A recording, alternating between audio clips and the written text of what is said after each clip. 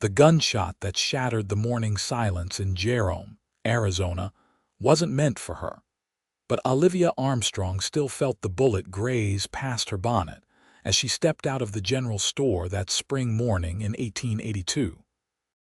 She dropped her basket of supplies and dove behind a water trough, her heart hammering against her ribs as two men exchanged fire across the dusty Main Street. One wore a deputy's badge. The other was clearly running from something, his horse already spooked and bucking near the hitching post. It was over in seconds. The outlaw fell, the deputy holstered his weapon, and life in Jerome continued as if death hadn't just waltzed through town in broad daylight. Olivia stayed crouched behind that trough for a full minute longer, trying to remember how to breathe. "Madam, you can come out now. It's safe." The voice was deep, calm, nothing like the chaos that had just erupted. She looked up to see a man extending his hand toward her, his face shadowed by a wide-brimmed hat. He wasn't the deputy. This man wore the practical clothing of someone who spent his days in the saddle: worn leather chaps, a dusty shirt, and a bandana tied loosely around his neck. His hand was steady, waiting. Olivia took it, feeling the rough calluses against her palm as he helped her to her feet. When she finally saw his face clearly, she found herself looking into eyes the color of whiskey held up to lamplight, warm and surprisingly kind for someone who just witnessed a killing. "You hurt?" he asked, his gaze sweeping over her with professional concern. No, I'm fine." Her voice trembled despite her best efforts. "Thank you." He bent down and started gathering the scattered contents of her basket: flour, sugar, a small tin of tea. "Harrison Raid," he said as he worked. "Most folks call me Harris. I'm real sorry you had to see that." Jerome's usually quieter than this. "Olivia Armstrong. And I've been here 3 months now, so I'm learning that usually doesn't mean much in a mining town." She accepted the basket from him, noticing that he'd managed to save everything except one jar of preserves that had shattered against the boardwalk. Harris glanced at the broken glass, then back at her. "You're the new school teacher. Heard about you from the Parkers." Their daughter Mary won't stop talking about her teacher who came all the way from Boston. Philadelphia, actually. Olivia brushed dust from her skirts, trying to regain some composure. Her hands were still shaking. "And yes, I teach at the schoolhouse on the north end of town." "Long way from Philadelphia." There was a question in his tone, but he didn't push. Sometimes distance is exactly what a person needs. She hadn't meant to sound so sharp, but the adrenaline was still coursing through her veins, making everything feel too bright, too loud. Harris studied her for a moment, then tipped his hat. "Well, Miss Armstrong, I hope the rest of your day is considerably less exciting. If you need anything, I work at the Reed Ranch about 5 miles east of town. We supply a lot of the beef to the mining camps up in the mountains." "You own a ranch?" Olivia asked, surprised. He looked young for that kind of responsibility, probably not much older than her own 23 years. "My father started it. I run it now, along with my 2 younger brothers." A shadow crossed his face, quickly hidden. "We do all right." The deputy was calling for witnesses to give statements, and Harris excused himself with another tip of his hat. Olivia watched him walk away, noting the confident stride, the way people seemed to make room for him naturally. She picked up her basket and headed back toward the small house behind the schoolhouse that served as her residence, her mind replaying those few minutes. The gunshot, the fear, and then those steady hands pulling her back to safety. That night, Olivia lay awake in her narrow bed, listening to the sounds of Jerome settling down for the evening. Somewhere a piano played badly. Dogs barked at shadows. The mining operations never truly stopped, so there was always a distant rumble, A reminder that this town existed because men were willing to dig into the earth for copper and silver and gold. She thought about Harrison Reed and his kind eyes, then firmly pushed the thought away. She hadn't come west for romance. She'd come west to escape it. The school term was in full swing, which meant Olivia's days were occupied with teaching 23 children ranging from 6 to 14 years old. The schoolhouse was a simple wooden building with 2 windows that let in inadequate light and a potbelly stove that worked overtime against the mountain chill. Her students were the children of miners, ranchers, shopkeepers, and the occasional prospector who'd struck it rich enough to settle down. They were good kids, mostly, though discipline could be challenging when half of them had to help with family businesses after school and fell asleep during afternoon lessons. She was working on arithmetic problems on the chalkboard one Friday afternoon when a knock interrupted the lesson.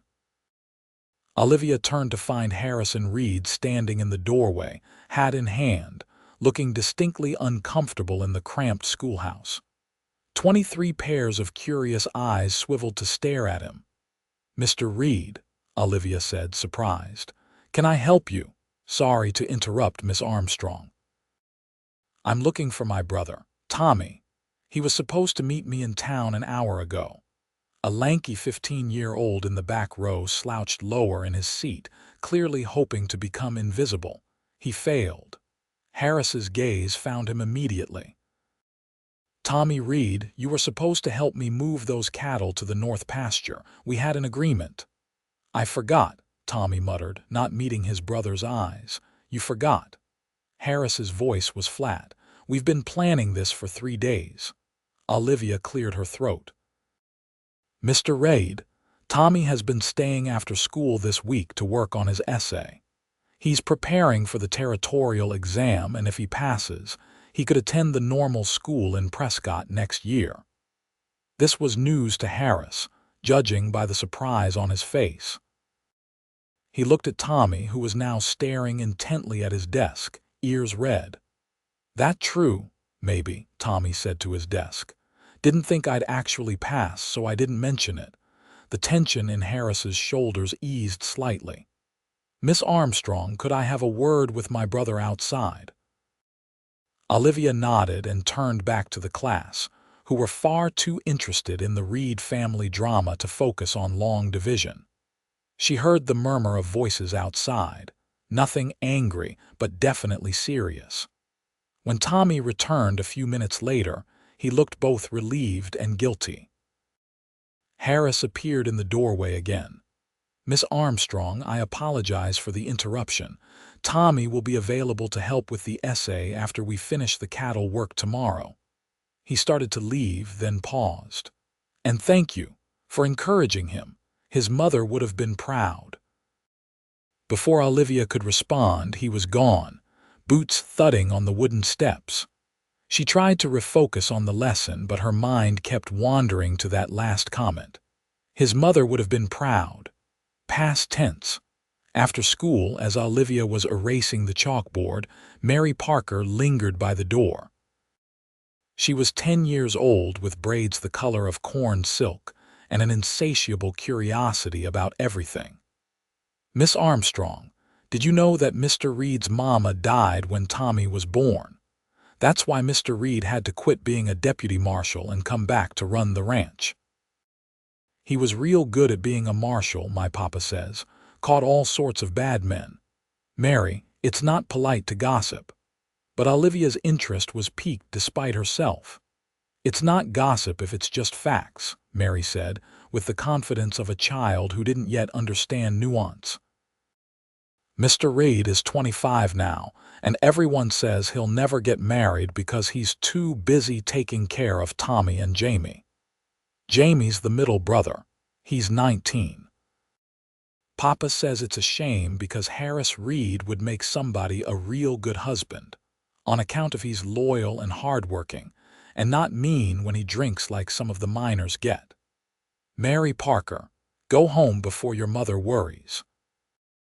Olivia tried to sound stern, but Mary just grinned and skipped out, clearly pleased with herself for sharing the information. Olivia finished cleaning the schoolhouse and walked back to her small residence, her mind full of new information she hadn't asked for but couldn't seem to ignore. Harrison Reed had been a deputy marshal. He'd given it up to raise his brothers. He was 25, which made him only 2 years older than her. And apparently the town thought highly enough of him to discuss his marriage prospects openly. She thought about the man who'd helped her up from behind that water trough, who'd gathered her spilled groceries without being asked, who'd come to the school looking for his wayward brother with frustration, but not anger. She thought about the shadow that had crossed his face when he mentioned his father starting the ranch, about the careful way he'd said his mother would be proud. Olivia Armstrong had come west to escape one man's expectations. She hadn't planned on becoming interested in another man's story. But Jerome, it seemed, had its own plans. The following week brought an early heat wave that made the schoolhouse feel like an oven by midday. Olivia dismissed class an hour early on Wednesday, unable to bear watching the children wilt at their desks any longer. She walked into town to buy some lemons for lemonade, thinking she'd spend the afternoon preparing lessons in whatever shade she could find. The general store was blessedly cool, its thick adobe walls keeping out the worst of the heat. Olivia was examining lemons when she heard a familiar voice behind her. "Those ones on the left are better, juicier." She turned to find Harris Reed standing there with a flour sack over his shoulder, that same quiet smile on his face. Up close, in better light, she could see the sun lines at the corners of his eyes, the slight scar on his chin, the way his dark hair curled just slightly where it hit his collar. "Thank you for the advice," she said, selecting 3 lemons from the left side of the display. "And thank you again for encouraging Tommy with his studies. He actually mentioned the normal school at dinner last night. First time he's talked about a future beyond the ranch. He's a bright student. It would be a shame for him not to continue his education." Olivia moved to the counter to pay. "Though I imagine the ranch needs all the help it can get." "It does," Harris admitted, following her. "But my brother shouldn't be limited by my circumstances. If he can pass that exam, I'll find a way to make it work." The store owner, a cheerful woman named Mrs. Chen, rang up Olivia's purchases. "Miss Armstrong, did you hear about the social next Saturday? The town's organizing a dance to raise money for a new church roof. You should come, meet more people." "Oh, I don't know if she'll be there," Harris said, then looked slightly surprised at himself for speaking. "I mean, it would be good for the town to get to know their schoolteacher better. Shows you're invested in the community." Mrs. Chen beamed. "Mr. Reed is absolutely right, and you should come too, Harris. When's the last time you did something besides work?" "I'm usually too tired to dance, Mrs. Chen." "Nonsense. You're 25, not 75. Bring your brothers. Tommy needs to socialize with people his own age, and Jamie could use some fun too." Mrs. Chen had clearly decided this was happening whether they liked it or not. Olivia gathered her purchases and headed for the door, Harris following with his flour sack. Outside in the blazing afternoon sun he paused. "Sorry if that was presumptuous. About the dance. It's fine. She's probably right that I should attend, community investment and all that." Olivia shifted her basket to her other arm. The heat was already making her regret the walk back. "Would you like a ride? My wagon's just there and your place is on my way out of town." She should say no. It was the proper thing to do, even out here where Eastern social rules seemed to apply less rigidly. But the sun was merciless, and her feet hurt, and Harris Reed had kind eyes and a respectful distance about him that made her feel safe. "That would be very kind, thank you." The wagon ride took all of 5 minutes, But Olivia learned more about Harris in that short time than she had in all their previous encounters combined. He asked about Philadelphia, about what had brought her west, and when she gave vague answers about wanting adventure and a fresh start, he didn't push. Instead, he told her about the ranch, about how his father had died 2 years ago from a heart that just gave out one morning in the barn, about how he'd been tracking outlaws in New Mexico, when he got the telegram and had to choose between his career and his family. Wasn't really a choice, he said as he pulled the wagon up in front of her small house. Tommy was 13, Jamie was 17, and neither of them knew the first thing about running a ranch. My father had always planned to teach them, thought he had more time. Do you miss it? Being a marshal? Harris was quiet for a moment, his hands resting on the reins. Sometimes. There was a clarity to it, right and wrong, law and lawlessness. But ranching has its own rewards. I'm building something that'll last, something my brothers can depend on. He turned to look at her. What about you, Miss Teaching? It's not what I thought I'd be doing, Olivia admitted. But yes, I do. The children here are so eager to learn, so willing to work hard. It makes a difference. Running away from something or toward something. The question was gentle, not accusatory. Both, I think. It was the most honest answer she'd given anyone since arriving in Jerome. Harris nodded as if he understood completely.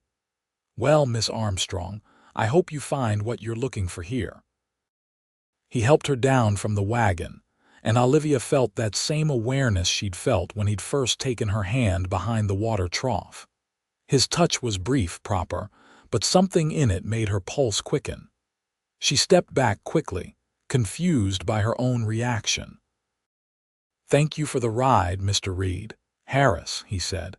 If we're going to keep running into each other, might as well use first names, unless that's too forward.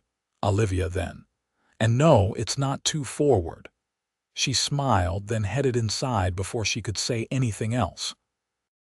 Through her window, she watched him drive away, the wagon kicking up dust on the dry road. She touched her hand where his had been moments ago, then shook her head at her own foolishness. She'd left Philadelphia specifically to avoid entanglements, to escape the suffocating expectations of a man who'd thought he owned her future. The last thing she needed was to develop feelings for a cowboy with kind eyes and a strong sense of duty. But that night, as she prepared lesson plans by lamplight, Olivia found her thoughts wandering back to their conversation, to the easy way they'd talked, to how much she'd revealed without meaning to. She thought about the dance on Saturday and wondered if Harris would actually come, or if Mrs. Chen's enthusiasm had pressured him into a commitment he'd quietly avoid.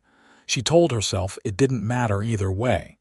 She told herself she was just curious, not interested. She told herself a lot of things that felt like lies even as she thought them. Saturday arrived with clear skies and a blessed breeze that made the evening feel almost pleasant. The dance was being held in the town's largest building, which happened to be the combination saloon and meeting hall.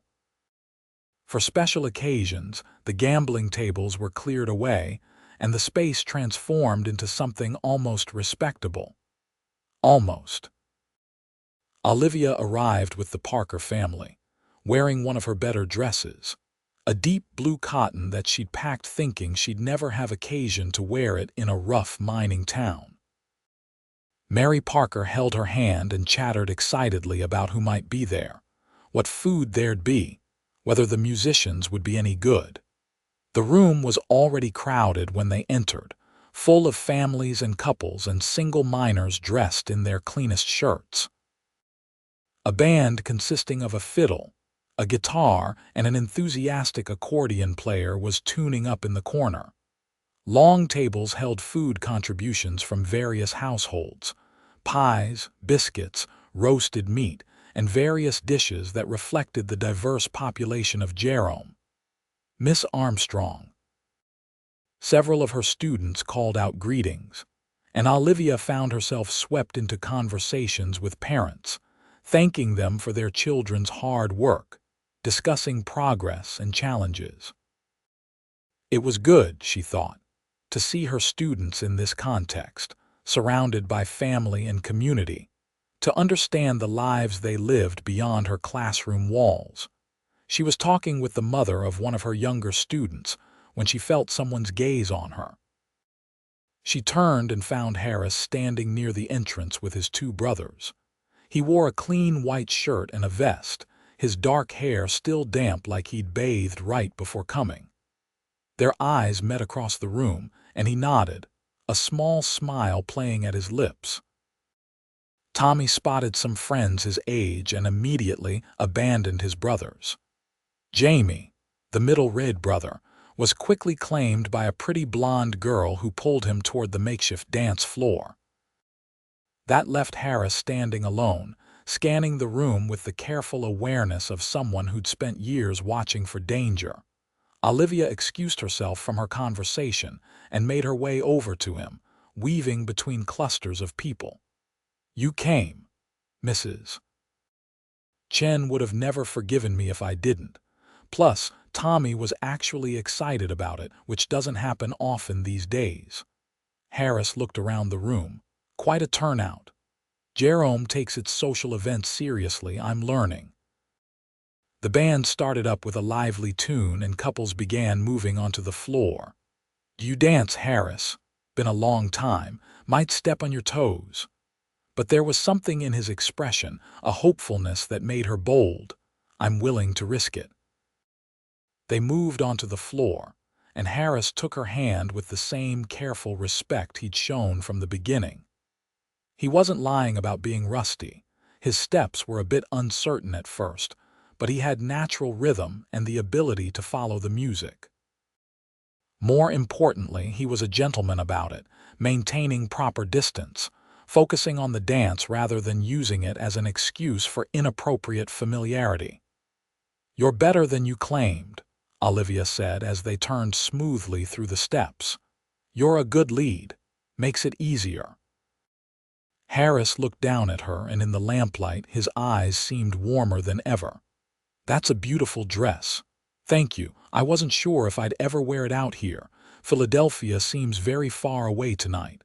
Is that a good thing?" Olivia considered the question as they moved together, the music swirling around them, the room full of laughter and life. "Yes," she said finally, "it is." They danced through 2 more songs before Harris's sense of duty kicked in, and he excused himself to check on Tommy, who was engaged in what looked like a heated debate with several other teenage boys near the food table. Olivia was immediately claimed by Mr. Parker for a dance, then by the town doctor, then by several other men who wanted to meet the schoolteacher properly. It was the blacksmith, a burly man named John Sullivan, who finally said what several others had probably been thinking. "Mighty nice of Harris Reed to bring you, Miss Armstrong. He's a good man for all that he keeps to himself most of the time." "He didn't bring me, Mr. Sullivan. We just happened to both attend." "Ah, but he danced with you first.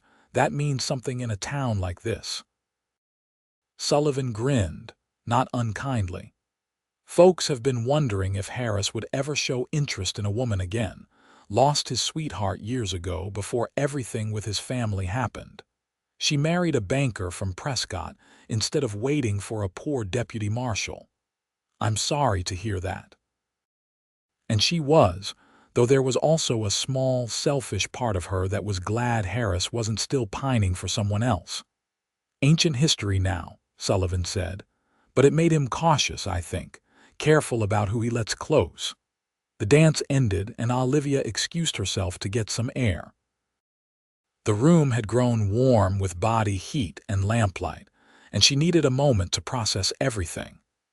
She stepped out onto the wooden walkway that fronted the building and took a deep breath of the cool night air.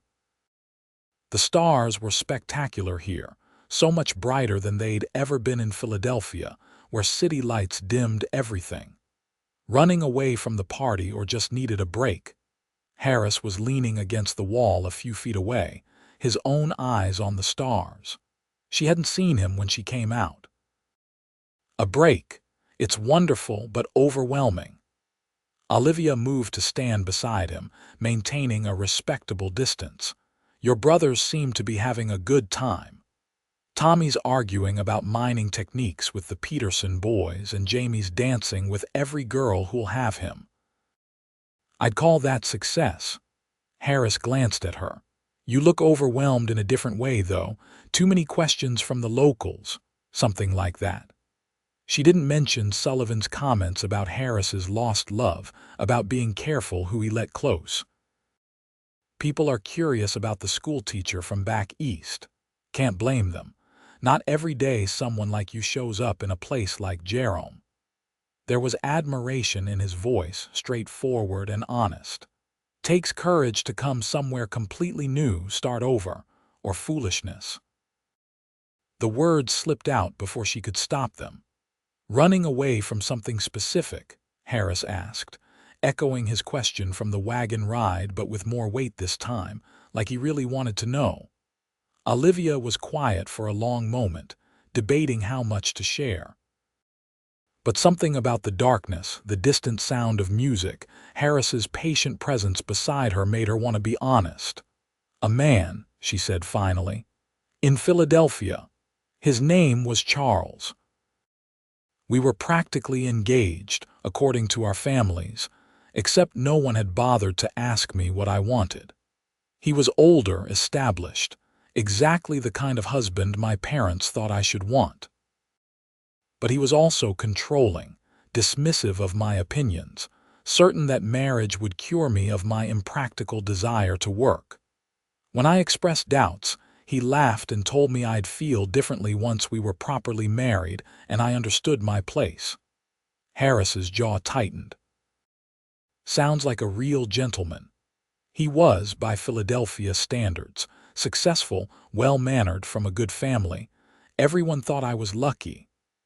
Olivia wrapped her arms around herself, remembering.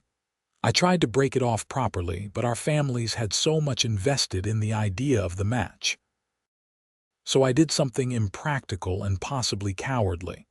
I applied for a teaching position out west without telling anyone and left when I was accepted. I sent a letter from the train. That's not cowardly, that's survival. My family might disagree. I haven't heard from them since I sent word that I arrived safely. That hurt more than she liked to admit, even months later.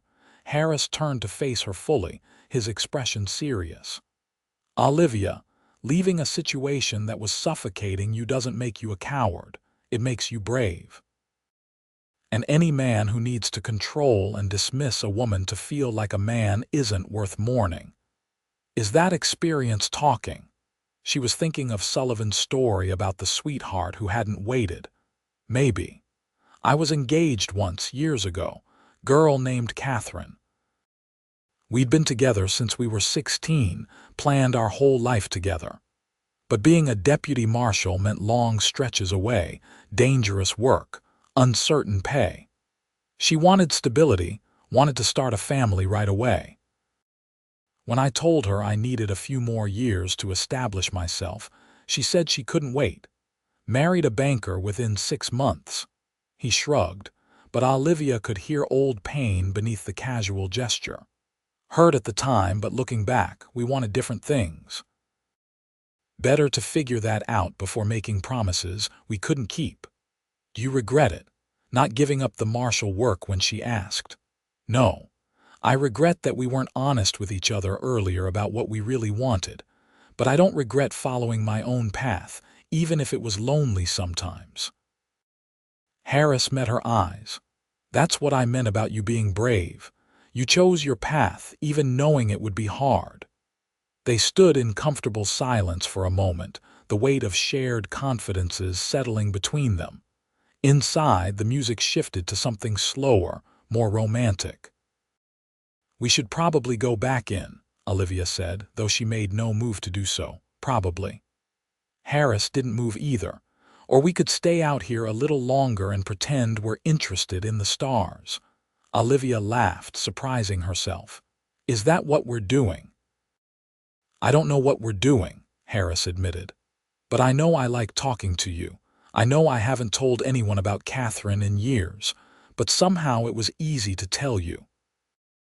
And I know that when I saw you walk in tonight in that blue dress, my first thought was that you were the prettiest woman I'd ever seen. Her breath caught. Harris. Too much. He looked worried. Sorry, ranching doesn't leave much time for practicing courtship. No, it's not too much. Olivia's heart was racing. It's just that I came here specifically to avoid this, to avoid feelings and complications and the risk of giving someone power over my life again. I understand that, and I'm not asking for anything, Olivia. I'm just being honest about what I feel. Harris pushed away from the wall, giving her space. But for what it's worth, I think there's a difference between someone trying to control you and someone who genuinely cares about you. One tries to make you smaller, the other helps you grow. Before Olivia could respond, Tommy burst through the door. Harris, there's a problem. Some drunk minors causing trouble and the sheriff's not here. People are asking for you. Harris's expression shifted immediately into something harder, more focused. This was the deputy marshal, Olivia realized, the man who tracked outlaws and dealt with danger. Stay here, he told her, then followed Tommy back inside. Olivia waited only a moment before following. Inside, a large man was stumbling between tables, knocking over drinks and shouting about being cheated at cards. Several women had pulled their children back, and the men looked uncertain about how to handle the situation without making it worse. Harris walked straight up to the drunk miner, his posture relaxed but ready. Hey there, friend. Let's get you some air, sober you up a bit. Don't need air, need what's owed to me. The miner swung wildly, but Harris dodged easily and caught the man's arm, twisting it just enough to control without causing real pain. Not going to fight you, Harris said calmly. But you're scaring these good folks, and that's not acceptable. So we're going to walk outside together, nice and easy, and you're going to sleep this off. Tomorrow you'll apologize and we'll all move on. The miner tried to struggle, but Harris had him expertly controlled, already guiding him toward the door. Jamie appeared to help, and between the two brothers, they escorted the drunk outside.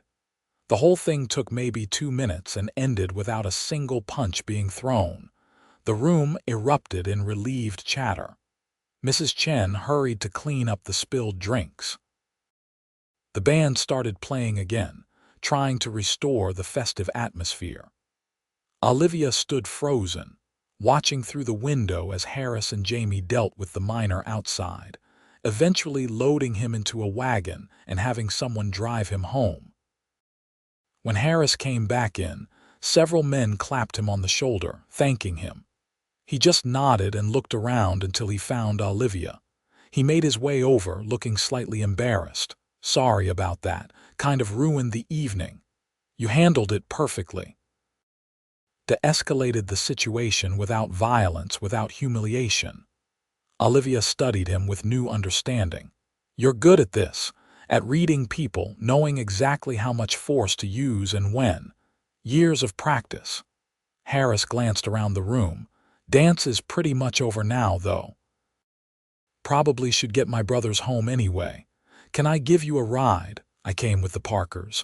I know, I'm asking anyway. Olivia made a quick decision. Yes, thank you. The ride back was quieter than their previous wagon trip, with Jamie and Tommy in the back discussing the evening's events while Harris drove and Olivia sat beside him on the bench. The night was cool and clear, the stars providing just enough light to see the road. You meant what you said earlier, Olivia said quietly, about there being a difference between control and care. I did. I'd like to believe that, but it's hard to trust my own judgment after Charles. Harris was quiet for a moment, the wagon wheels creaking rhythmically beneath them. Then don't trust it yet. Just keep your mind open. See what happens naturally without forcing anything or making big decisions. That sounds remarkably reasonable. I have my moments. He pulled the wagon up in front of her small house and helped her down, his hands steady and warm on her waist. Olivia, I meant what I said about not asking for anything, but I'd like to see you again outside of chance meetings in town. May I call on you? Properly. Her sensible mind screamed warnings. Her heart, however, had different ideas. Yes, I'd like that. Harris's smile was worth every risk. Tomorrow afternoon, I could bring a picnic, show you some of the country around here, places most folks don't know about. I'd enjoy that very much. He waited until she was safely inside before driving away, and Olivia stood at her window watching the wagon disappear into the darkness. She felt giddy and terrified in equal measure, like she was standing at the edge of something vast and unknown. Part of her wanted to run, to protect herself from the possibility of being hurt again. But a larger part, the part that had found the courage to leave Philadelphia and start over, wanted to see where this could lead. She prepared for bed thinking about Harris's eyes, his gentle strength, the way he'd talked about his brothers and his ranch with such evident pride. She thought about the drunk miner and how easily Harris could have hurt the man but chose not to. She thought about how he'd shared his own heartbreak without bitterness, how he'd listened to her story without judgment. Maybe, she thought as she drifted off to sleep, maybe not all men were like Charles. Maybe some men knew how to care without controlling, to support without suffocating. Maybe Harrison Reed was one of those men, and maybe she was brave enough to find out. Sunday afternoon arrived with sunshine and a gentle breeze that made everything feel possible. Olivia changed clothes 3 times before settling on a simple yellow dress that was practical enough for outdoors but pretty enough to feel special. She told herself she was being ridiculous, that this was just a picnic, nothing serious. Her racing heart disagreed. Harris arrived exactly on time, driving a smaller wagon than usual, this one with a single bench seat and a picnic basket secured in the back. He wore clean jeans and a blue shirt that brought out the color of his eyes, and he'd clearly made an effort to tame his hair with mixed success. "You look beautiful," he said as he helped her up to the seat. "Thank you. You look very handsome yourself." They headed east out of town, following the main road for a while before Harris turned onto a smaller trail that wound up into the hills. He told her about the ranch as they drove, about the challenges of raising cattle in Arizona's climate, about water rights and grazing lands, and the constant work required to keep everything running. But he also talked about the rewards, watching a new calf take its first steps, seeing the satisfaction on his brothers' faces after a successful day, knowing they were building something lasting. "Do Jamie and Tommy want to keep ranching?" Olivia asked. "Or do they have other dreams?" "Jamie loves it. He's got a natural way with animals and land. He'll probably take over the whole operation someday." Harris guided the wagon around a rocky patch. "Tommy's different. He's smart, curious about the world beyond the ranch. That's why I'm so glad you're encouraging his education. He needs options that I never had. You're a good brother, a good man. I'm trying to be what they need, not sure I'm succeeding. From what I've seen, you're succeeding beautifully." Harris pulled the wagon to a stop at the top of a rise, and Olivia gasped. Below them stretched a valley green with spring growth, a small stream cutting through the middle. In the distance, mountains rose purple and majestic against the blue sky. It was beautiful in a way that Philadelphia never could be, wild, open, full of possibility. "This is part of our land," Harris said. "The stream runs year-round, which is precious out here. My father chose this spot specifically because of the water." They climbed down, and Harris spread a blanket near a cluster of cottonwood trees that provided dappled shade. The picnic basket revealed fried chicken, biscuits, cheese, fresh strawberries, and a jar of lemonade. "Did you make all this?" Olivia asked, impressed. Jamie helped. "Don't tell him I told you, but he's actually a pretty good cook." "Has to be, with me burning everything I touch and Tommy eating like he's got two stomachs." They ate and talked, the conversation flowing easily from topic to topic. Harris wanted to know everything about her childhood in Philadelphia, about her family, about what had drawn her to teaching. Olivia found herself sharing stories she hadn't thought about in years. Reading books by lamplight when she was supposed to be sleeping, teaching her younger cousins their letters, dreaming of adventures beyond the narrow streets of her neighborhood. "I used to read about the West and think it was all fiction," she admitted. "Cowboys and Indians and gold rushes seemed too fantastical to be real, but here I am, living in it. It's not as romantic as the dime novels make it sound," Harris said. "It's hard work and dust and not enough water and too much sun. But there's a freedom here, too. A sense that you can be whoever you want to be, that the past doesn't have to define you. Is that why you stayed, even after you could have gone back to martial work?" Harris lay back on the blanket, hands behind his head, looking up at the sky through the cottonwood leaves. "Partly. But mostly I stayed because this is home, because my brothers need stability and the ranch is that stability. And because I realized I'd been chasing danger and glory when what I really wanted was to build something meaningful." Olivia lay back beside him, careful to maintain a proper distance, both of them watching clouds drift by. "Do you think we ever really know what we want? Or are we always just reacting to circumstances?" "Both, maybe. Life throws things at us and we do our best to respond. But somewhere in those responses, we make choices that reveal what matters to us." He turned his head to look at her. "You chose to leave Philadelphia. That was active, not reactive. You were choosing yourself, your future, over what other people expected. I've been feeling guilty about that.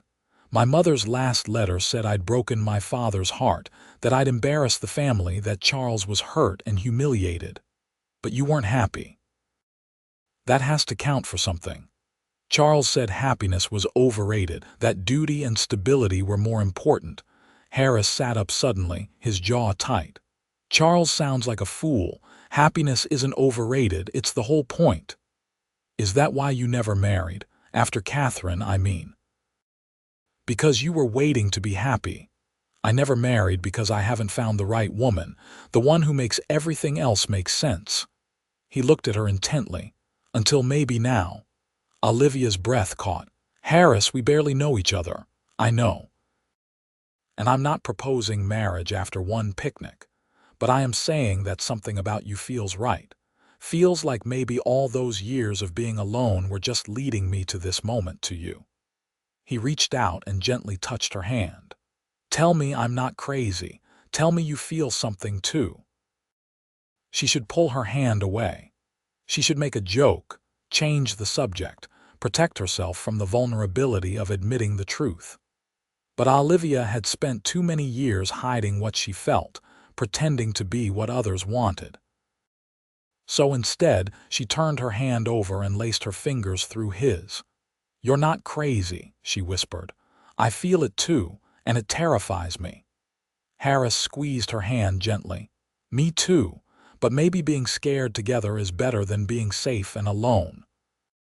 They sat like that for a long time, hands clasped, watching the valley below them, feeling the warmth of the sun and the cool of the breeze and the strange, wonderful possibility of whatever was beginning between them. Olivia felt something loosen in her chest, some knot of fear and self-protection she'd been carrying since Philadelphia, maybe even since before that. "Tell me about the ranch," she said eventually. "What do you love most about it?"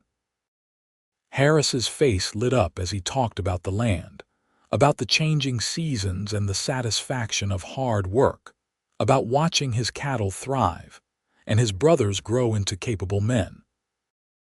He talked about sunrise rides to check fence lines, about the way the whole valley looked during monsoon season, about plans for expansion and improvement. His love for the place was evident in every word, every gesture. Would you like to see it?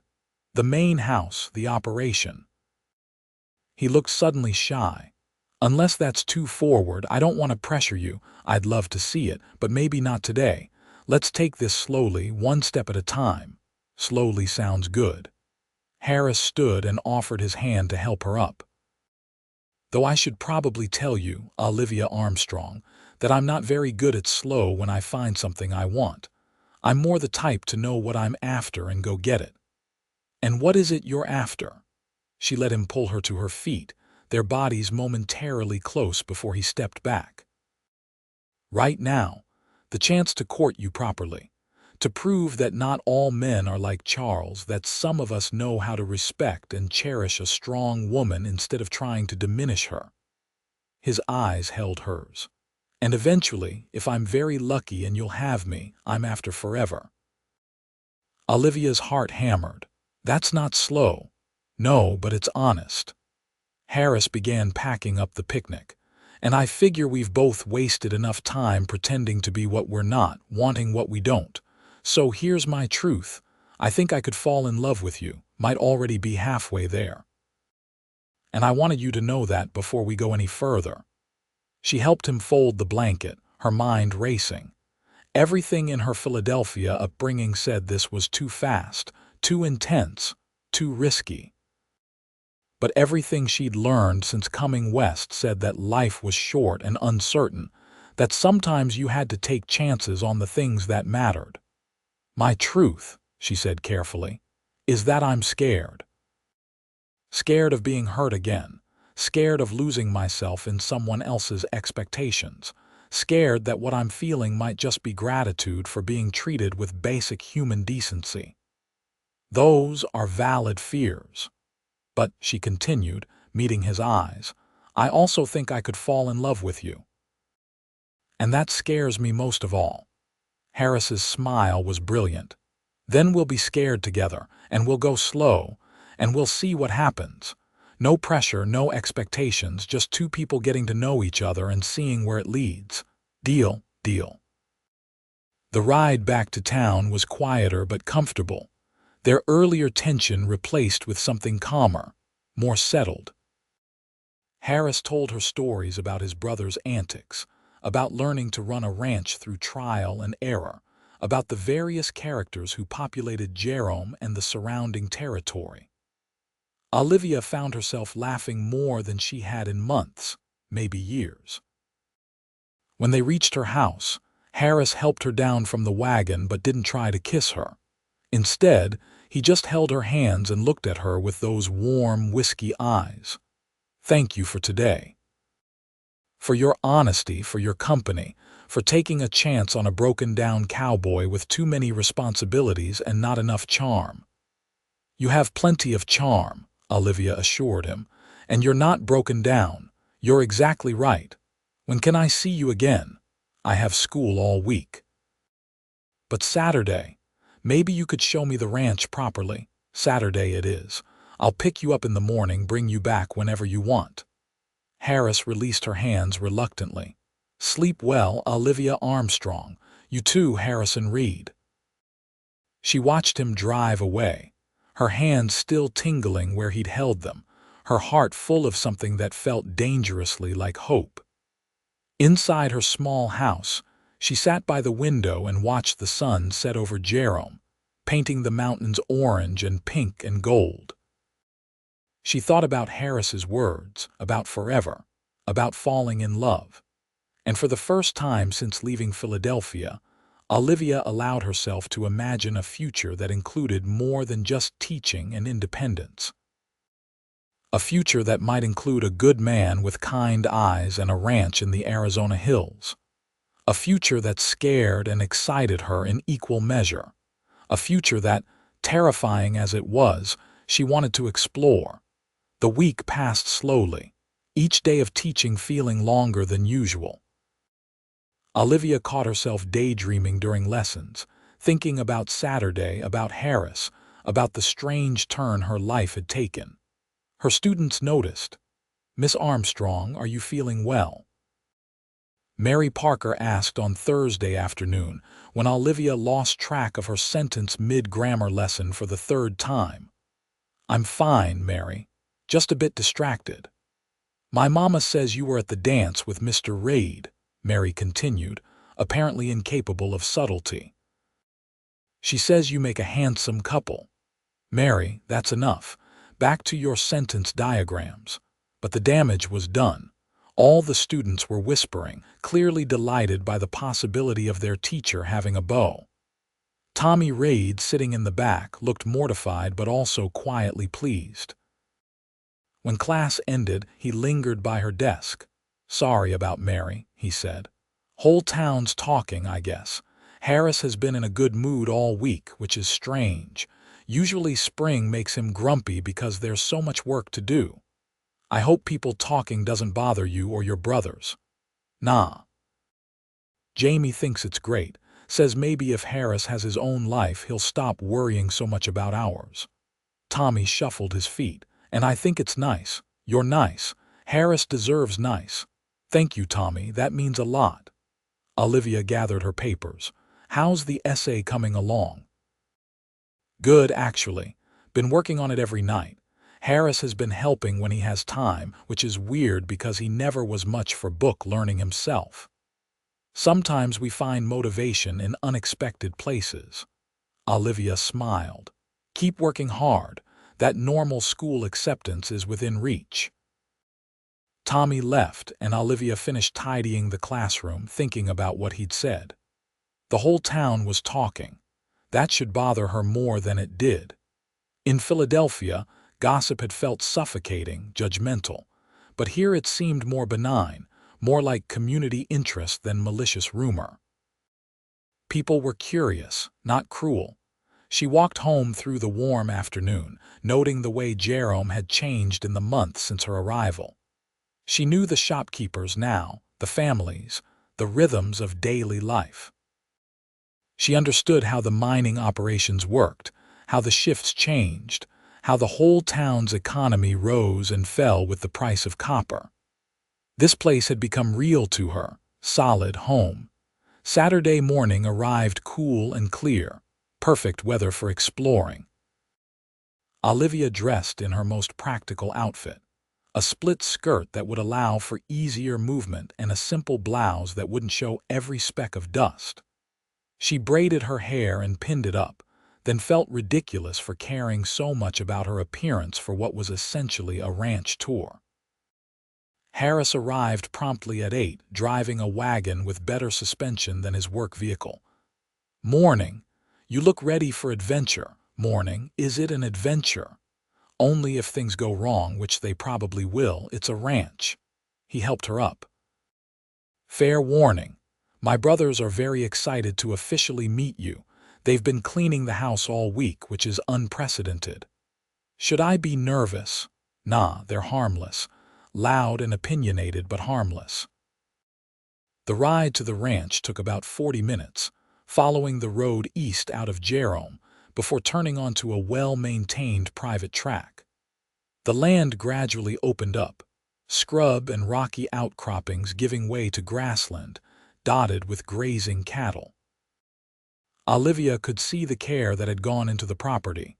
Sturdy fences, well-placed water troughs, cattle that looked healthy and content. "It's beautiful," she said, meaning it. "It's home." Harris pointed out various features as they drove. The north pasture, the creek that provided year-round water, the line of cottonwoods that marked the property boundary. "We've got about 2,000 acres total, though only about half is usable grazing land. The rest is too rocky or dry." The main house came into view around a bend. A sprawling adobe structure with a covered porch and multiple additions that spoke of gradual expansion. It wasn't fancy, but it was solid, well-maintained, clearly built to last. Chickens scratched in a side yard, and a large garden showed early spring growth. Jamie and Tommy were waiting on the porch, both cleaned up and looking distinctly uncomfortable in what were probably their best shirts. As Harris helped Olivia down, both brothers came forward with the awkward politeness of young men unaccustomed to formal social situations. "Miss Armstrong, welcome," Jamie said, offering a slight bow that looked rehearsed. "Harris has told us a lot about you. All good, I hope." Olivia smiled, trying to put them at ease. "And please call me Olivia. Miss Armstrong makes me feel like we're in the classroom." "Olivia, then." Tommy grinned. "Want the official tour? We've been working on this place for years. Got a lot to show off." Harris shook his head fondly as his brothers led Olivia toward the barn, both talking over each other in their eagerness to explain every detail of the operation. The barn was impressive. Clean, organized with stalls for horses and work areas that showed careful planning. Jamie explained their breeding program for cattle, the different bloodlines they were developing, the markets they sold to. Tommy showed off the workshop where they did repairs, his pride in the well-organized tools evident. "Harris built most of this," Jamie said, gesturing to the barn's solid construction. "Spent 2 years getting it right after we lost part of the old barn in a storm." "You built this?" Olivia looked at Harris with new appreciation. "Had help," Harris said modestly, "but yeah, I designed it. Figured we needed something that would last, something we could expand as the herd grew." They walked through the property, and Olivia got a sense of the enormous amount of work required to keep everything running. There were fences to maintain, cattle to monitor, equipment to repair, supplies to track. It was constant, demanding labor, yet the brothers moved through it with obvious competence and even affection. "You ever get tired of it?" Olivia asked Harris as they walked along the creek, his brothers having run off to check on a pregnant cow. "Some days.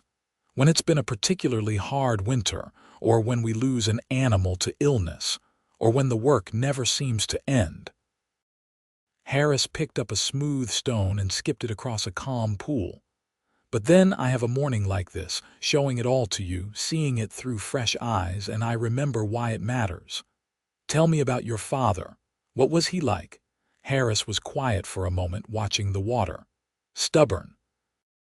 Hard-working. Sometimes too proud to ask for help when he needed it. He loved this land more than anything, except maybe my mother. When she died, something broke in him. He kept going for us boys, kept the ranch running, but the joy went out of him. That must have been hard to watch." "It was. And it taught me something important, that work alone isn't enough. You need something beyond duty to make life worth living." He turned to face her. "That's part of what I meant when I said happiness matters.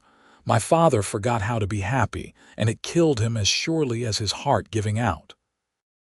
Olivia took his hand, the gesture feeling natural now. "You won't make that mistake. You're too aware of it." "I hope not. But I also know I need more than just the ranch, need more than just responsibility and duty." He squeezed her hand. "Need someone to share it all with. Someone who makes the work meaningful instead of just endless." Before Olivia could respond, Jamie's voice called out from near the barn. "Harris, cows going into labor need help." Harris sighed but smiled. "Ranch life. Never a dull moment. Want to see a calf being born? Absolutely." They hurried back to the barn, where Jamie and Tommy had already gotten the cow into a special stall and were preparing for delivery.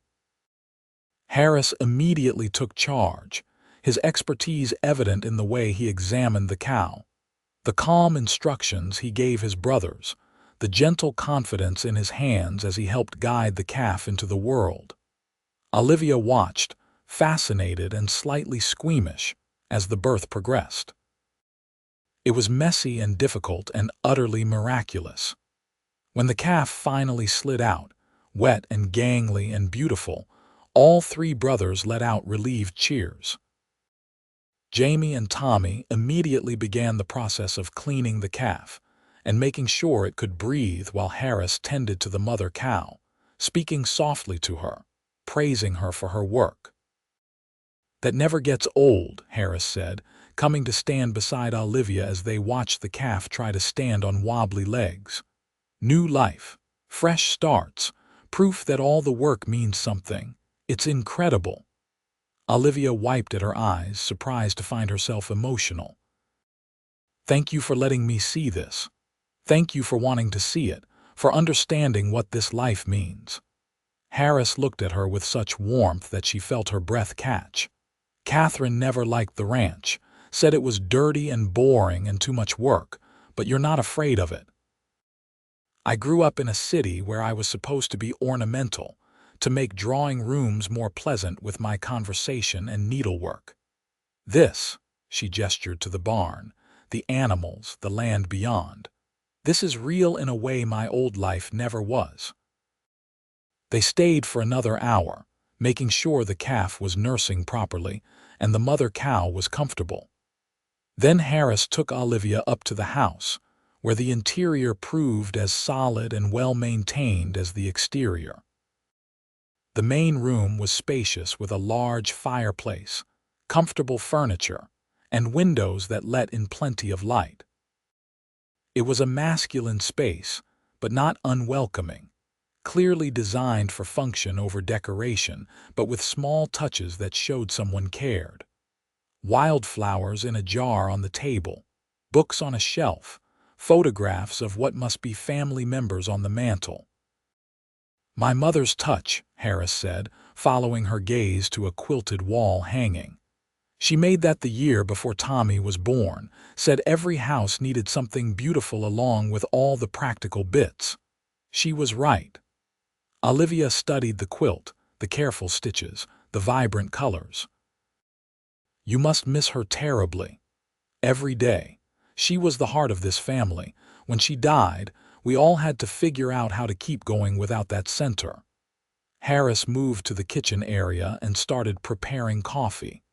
"Jamie was the one who held us together those first months, actually. He was only 17, but he took on cooking and cleaning and generally keeping Tommy and me from falling apart completely. Don't think I've ever properly thanked him for that. You should. People need to hear that they matter." They sat at the large kitchen table, drinking coffee and eating the cake Jamie had apparently baked that morning. Olivia learned more about the family dynamics, about how Harris had struggled to balance authority with brotherhood, about Tommy's rebellious phase and Jamie's steady reliability. She shared stories about her own family, about younger cousins she'd helped raise, about the expectations that had felt so suffocating. "You miss them?" Harris asked. "Your family?" "Sometimes. I miss the good parts, my mother's laugh, my father's terrible jokes, family dinners. But I don't miss feeling like I was slowly disappearing under the weight of their expectations." Olivia wrapped her hands around her coffee cup. "They wanted a daughter who would marry well and be respectable and never cause trouble. I wanted to matter, to do something meaningful with my life." "You are doing something meaningful. Those kids you teach, they adore you. You're opening up possibilities they might never have considered. Like encouraging Tommy to pursue education beyond what's expected. Exactly like that." Harris reached across the table and took her hand. "You're making a difference, Olivia. That matters." They talked for hours, the conversation flowing easily from serious to playful and back again.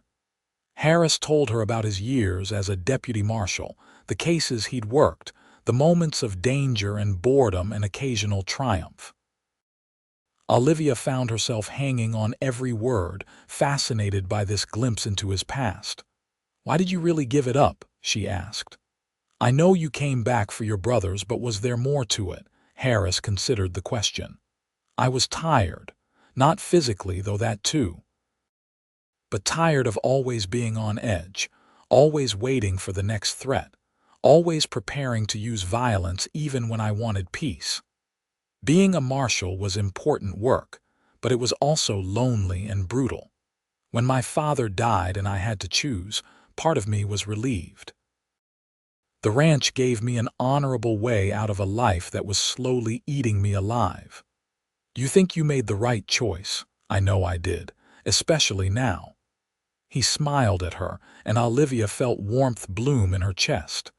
The ranch grounds me, gives me purpose beyond just survival. And it's let me build something instead of just tearing things down. The afternoon sun was slanting through the windows when Jamie and Tommy burst in, sweaty and dirty from their work but in high spirits. "Harris, we finished that fence repair in the south pasture," Jamie announced. "And the new calf is doing great, nursing like a champion." "Good work." Harris stood and stretched. "I should probably get Olivia back to town before it gets late. Don't want her reputation suffering because of me." "Her reputation or yours?" Tommy teased.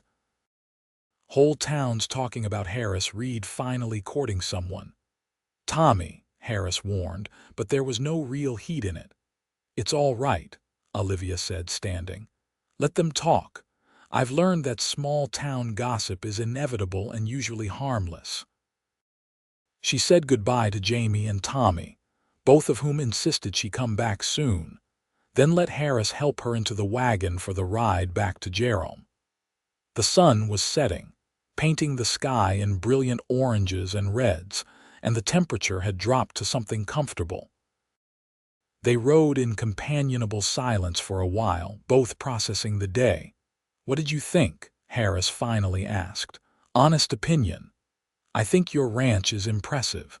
I think your brothers are wonderful. I think you've built something remarkable out of tragedy and responsibility." Olivia paused. "And I think I could see myself being part of it." Harris pulled the wagon to a stop, right there in the middle of the road. He turned to face her fully, his expression serious. "Olivia, I need you to understand something. Ranching is hard work. It's early mornings and late nights and constant worry. It's financial uncertainty and physical danger and months where everything seems to go wrong. If you're part of my life, you're part of that too. I understand that. Do you? Because I won't lie to you or make it seem easier than it is." Catherine left because she couldn't handle it. Other women have been scared off by the reality versus the romance. "I need to know you understand what you'd be signing up for." Olivia met his eyes steadily.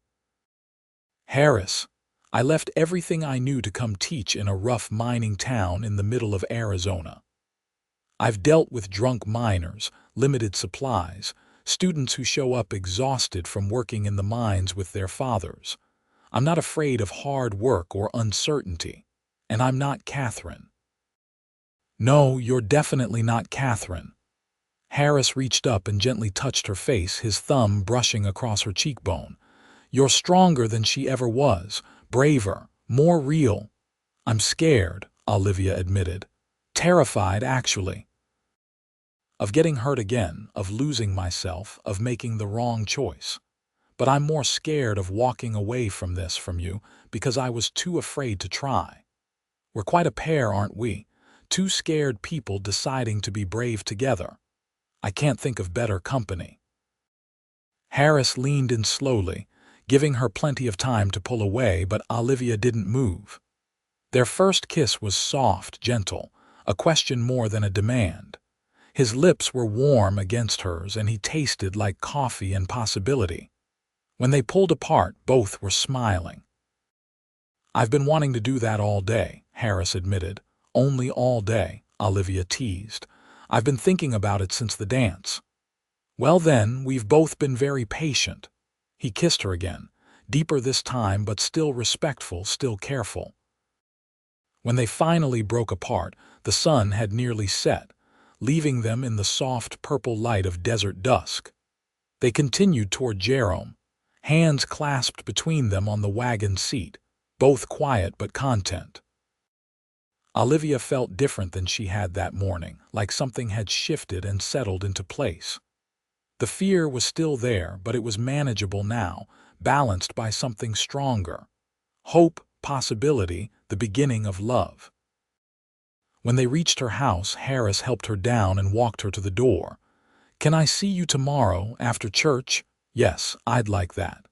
Olivia squeezed his hand. Thank you for today, for all of it. Thank you for giving me a chance, for not running when things got real. I'm done running, Olivia said firmly. I'm exactly where I'm supposed to be. She went inside and watched through the window as Harris drove away, already missing him. But unlike the empty loneliness she'd felt in Philadelphia, this was different.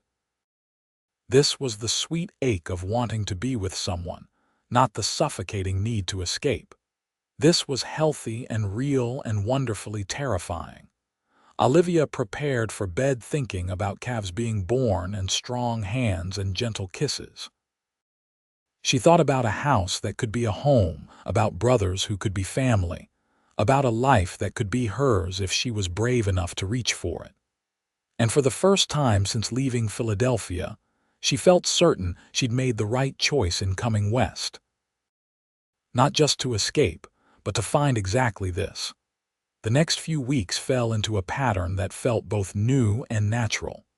Harris would visit Olivia after school several afternoons a week, sometimes bringing supplies she needed, sometimes just coming to talk.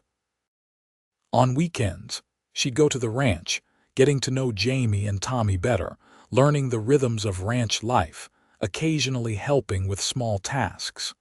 The whole town noticed, of course, and opinions were generally positive. About time Harris found someone, Mrs. Chen said one day when Olivia was buying supplies. Man shouldn't be alone his whole life, especially not one as good as him. We're just getting to know each other, Olivia protested, though her smile gave her away.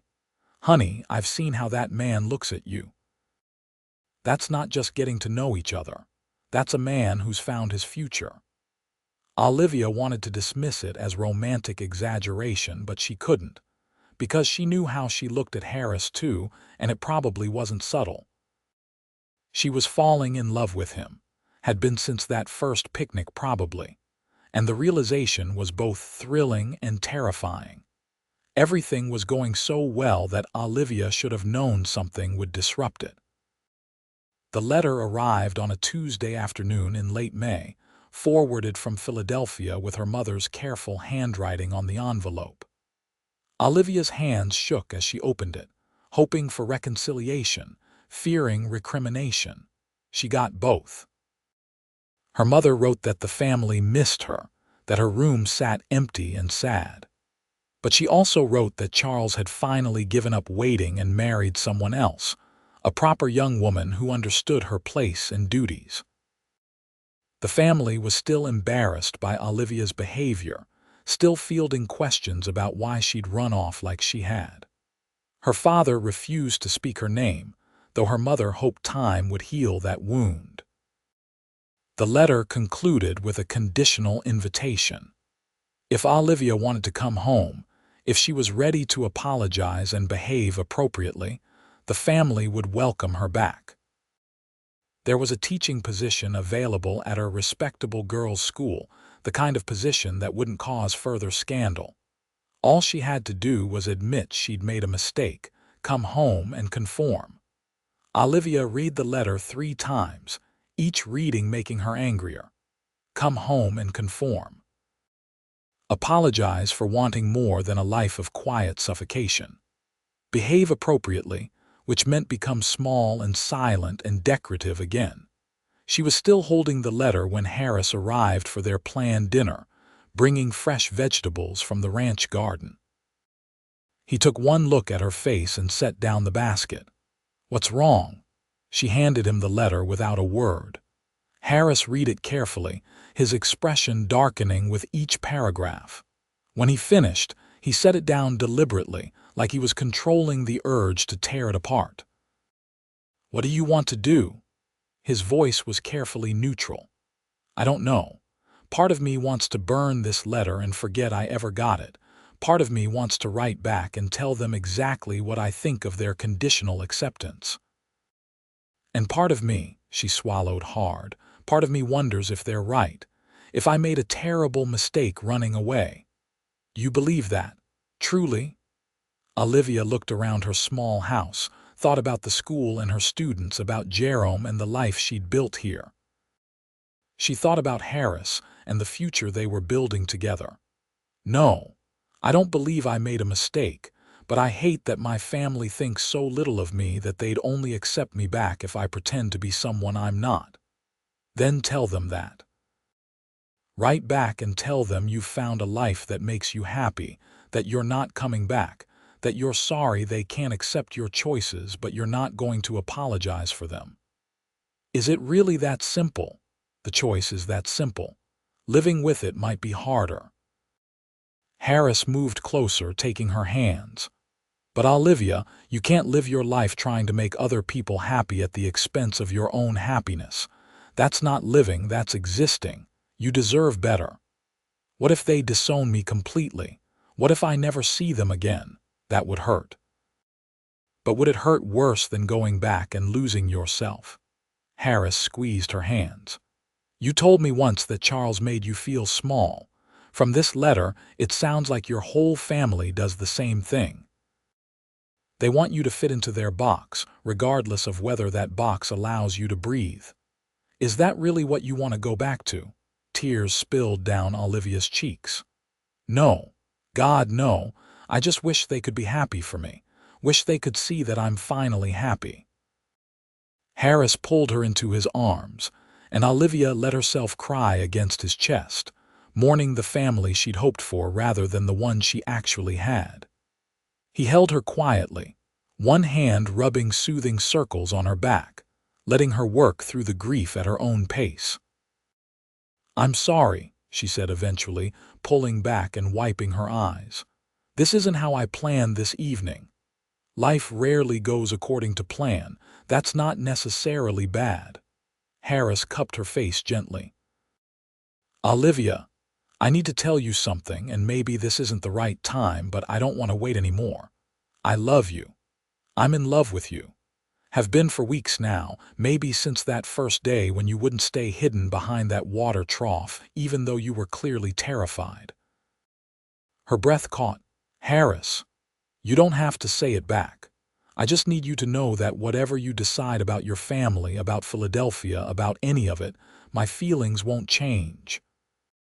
I love you for exactly who you are. Brave, stubborn, kind, smart, unwilling to settle for less than you deserve. If you want to go back east and try to make peace with your family, I'll understand. But I'll also wait for you. Hope you come back and welcome you home when you do. I'm not going back. The words came out firm, certain. I'm staying here in Jerome. I'm staying with you. Olivia took a shaky breath. And I love you too. I think I've been falling in love with you since you helped me pick up my spilled groceries and didn't treat me like I was fragile or foolish for being scared. Harris's smile was brilliant.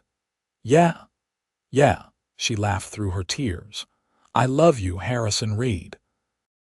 I love your kindness and your strength and the way you take care of everyone around you while pretending you're not doing anything special.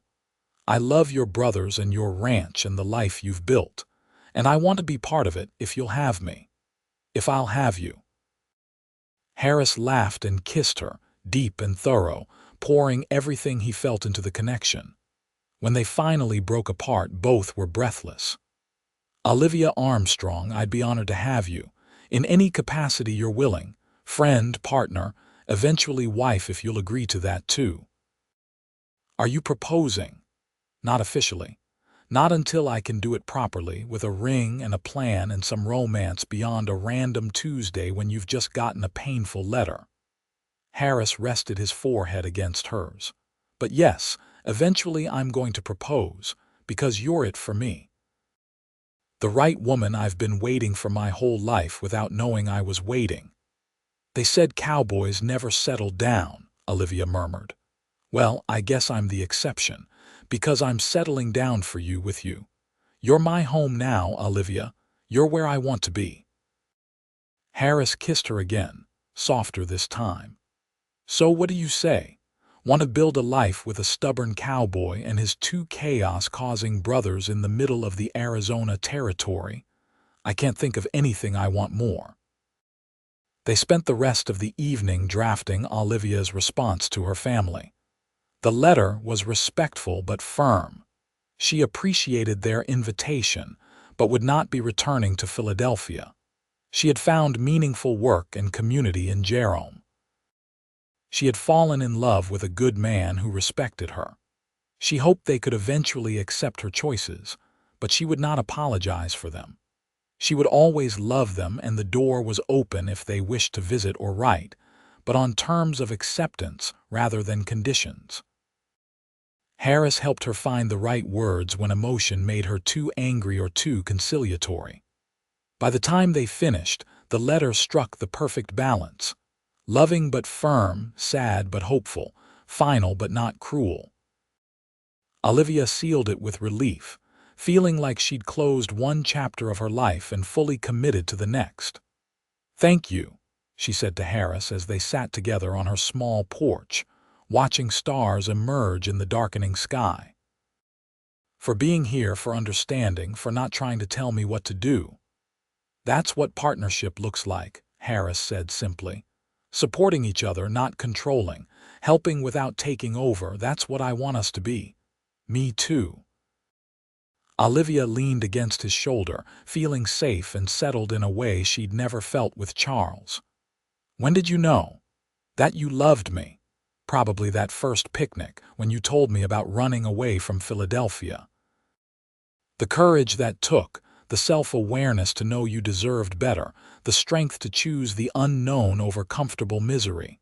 "That's when I knew you were extraordinary." Harris pressed a kiss to the top of her head. "What about you, the day the calf was born?" "Watching you with your brothers, with the animals, seeing how gentle you could be while still being strong. And then, when you told me you wanted more than just duty, that happiness mattered. That's when I knew you were different from every other man I'd met." Olivia smiled against his shoulder. "And maybe a little bit when you gathered my spilled groceries without being asked. Basic decency is apparently very attractive when you're not used to it." They sat in comfortable silence, both processing the events of the evening and the declarations they'd made. Olivia felt lighter somehow, like releasing her family's expectations and accepting Harris's love had freed something inside her. The future felt open, full of possibility instead of obligation. "I should probably head back before it gets too late," Harris said eventually, though he made no move to leave. "Don't want to damage your reputation too much." "I think my reputation can handle a little damage." But Olivia stood anyway, helping him up. "Besides, the schoolteacher courting the respectable rancher is hardly scandalous by Jerome standards." "Fair point." Harris pulled her close one more time, kissing her with a tenderness that made her heart ache in the best way. "I love you, Olivia Armstrong." "I love you too, Harrison Reid." She watched him ride away into the night, then went inside and prepared for bed with a lightness she hadn't felt in months. The letter from her family hurt, yes, but it had also clarified things, had forced her to choose consciously rather than just drift into her new life. And she'd chosen Harris, Jerome, the future they could build together. Olivia fell asleep thinking about wedding plans she was too practical to fully indulge in yet, about what it would be like to live on the ranch full-time, about whether she could continue teaching or if ranch life would require all her time. But those were problems for another day. Tonight, she'd just enjoy the certainty that she was loved and that she loved in return, freely and without reservation. The school year ended in early June with a small celebration. Parents came to see their children's progress, and Olivia felt immense pride in how much each student had grown. Tommy Reed gave a short speech about continuing his education, bringing tears to several mothers' eyes. When it was over and the schoolhouse was clean and closed for the summer, Olivia felt both satisfied and uncertain about what came next.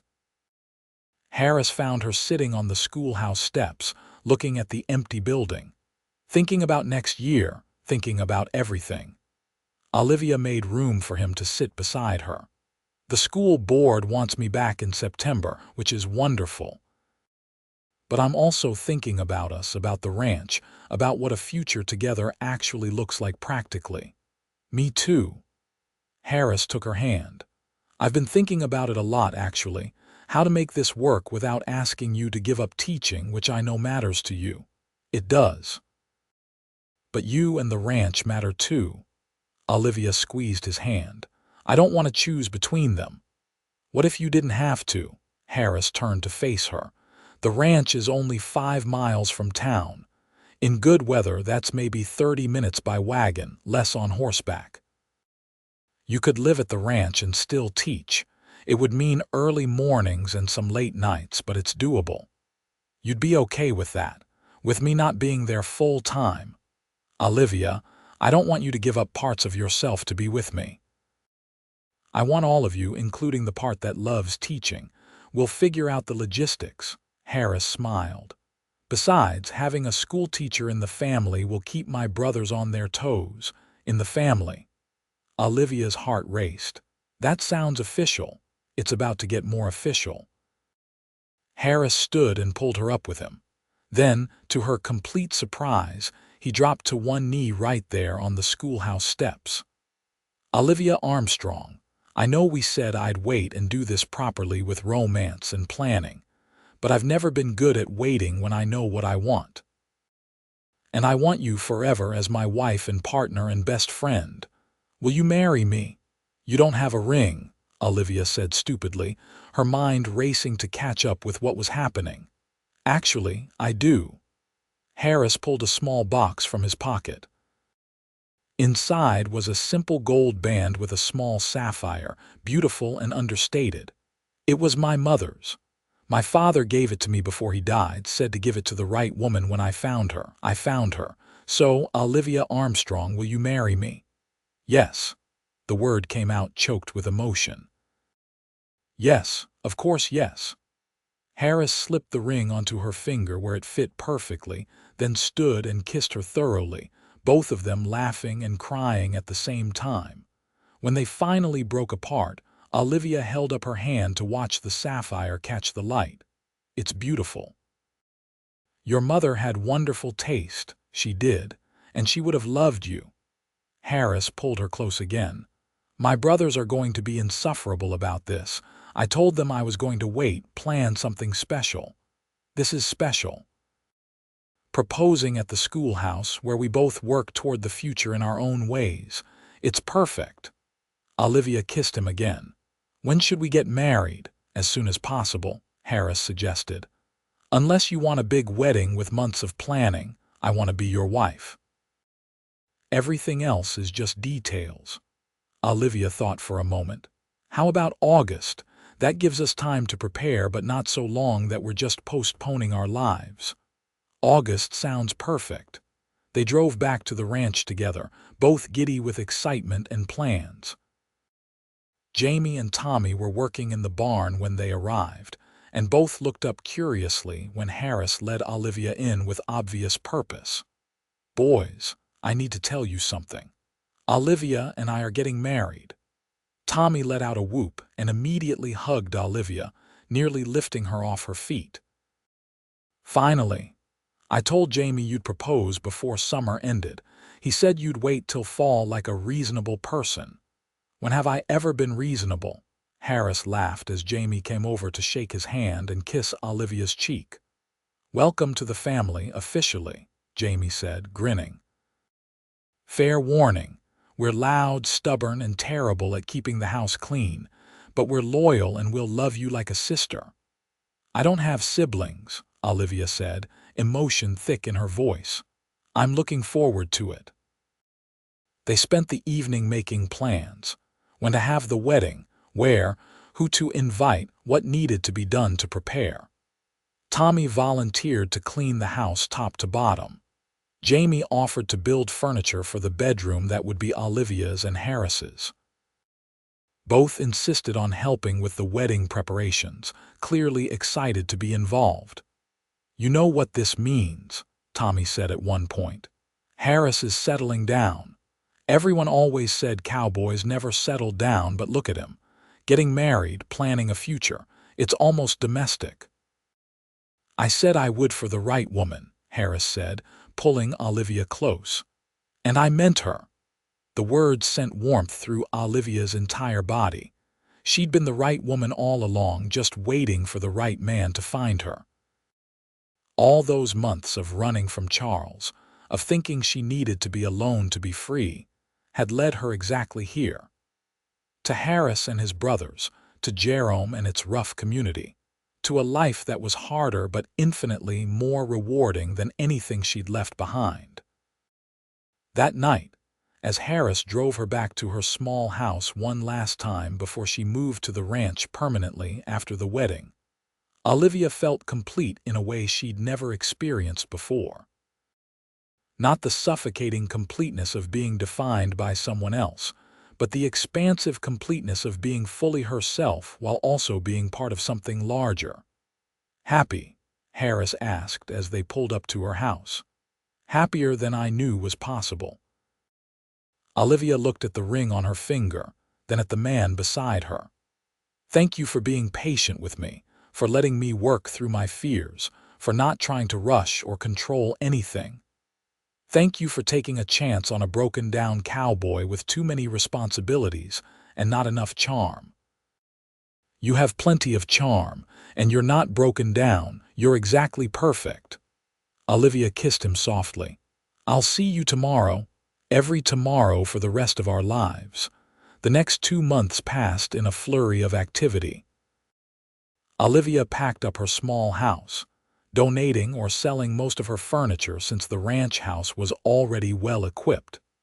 She spent time with her students' families, ensuring they knew she'd be back to teach in September, despite her new married status. She wrote letters to friends from Philadelphia, sharing her news and receiving surprised but mostly happy responses. The wedding was planned for a Saturday afternoon in early August, to be held at the ranch itself. It would be small, just close friends and the immediate community, exactly what both Olivia and Harris wanted. Mrs. Chen insisted on making the wedding cake. The Parker family volunteered their daughters to pick wildflowers for decoration. Even the sheriff, who'd become friends with Harris during his deputy marshal days, offered to play fiddle for the dancing afterward. The night before the wedding, Olivia stayed with the Parker family, following tradition about the bride and groom not seeing each other. Mary Parker was beside herself with excitement, chattering non-stop about how romantic it all was while helping Olivia prepare her dress, a simple but elegant cream-colored gown that Olivia had purchased in town. You're going to be the most beautiful bride ever, Mary declared. And Mr. Reed is going to cry when he sees you. My papa always cries at weddings. Let's hope he doesn't cry, Olivia said, though secretly she hoped he might. She wanted him to be moved to feel the weight and joy of what they were doing. That night, lying in the Parkers' guest room, Olivia thought about how far she'd come from that terrified woman hiding behind a water trough, from the suffocated girl in Philadelphia who couldn't see a way out. She thought about the journey that had brought her here, all the fear and courage and luck involved. And she thought about tomorrow, about becoming Harris's wife, about starting their life together officially. She wasn't nervous, she realized, just eager, ready to begin. The wedding day dawned clear and beautiful, one of those perfect Arizona summer mornings before the heat became oppressive. Olivia dressed carefully with Mary's help, pinned her hair up with wildflowers, and tried to calm her racing heart. Not from fear, but from pure joy. The Parker family drove her to the ranch, where chairs had been set up in the yard facing an arch Jamie and Tommy had built and decorated with more wildflowers. The small crowd of guests was already assembled, townspeople, neighboring ranchers, students and their families.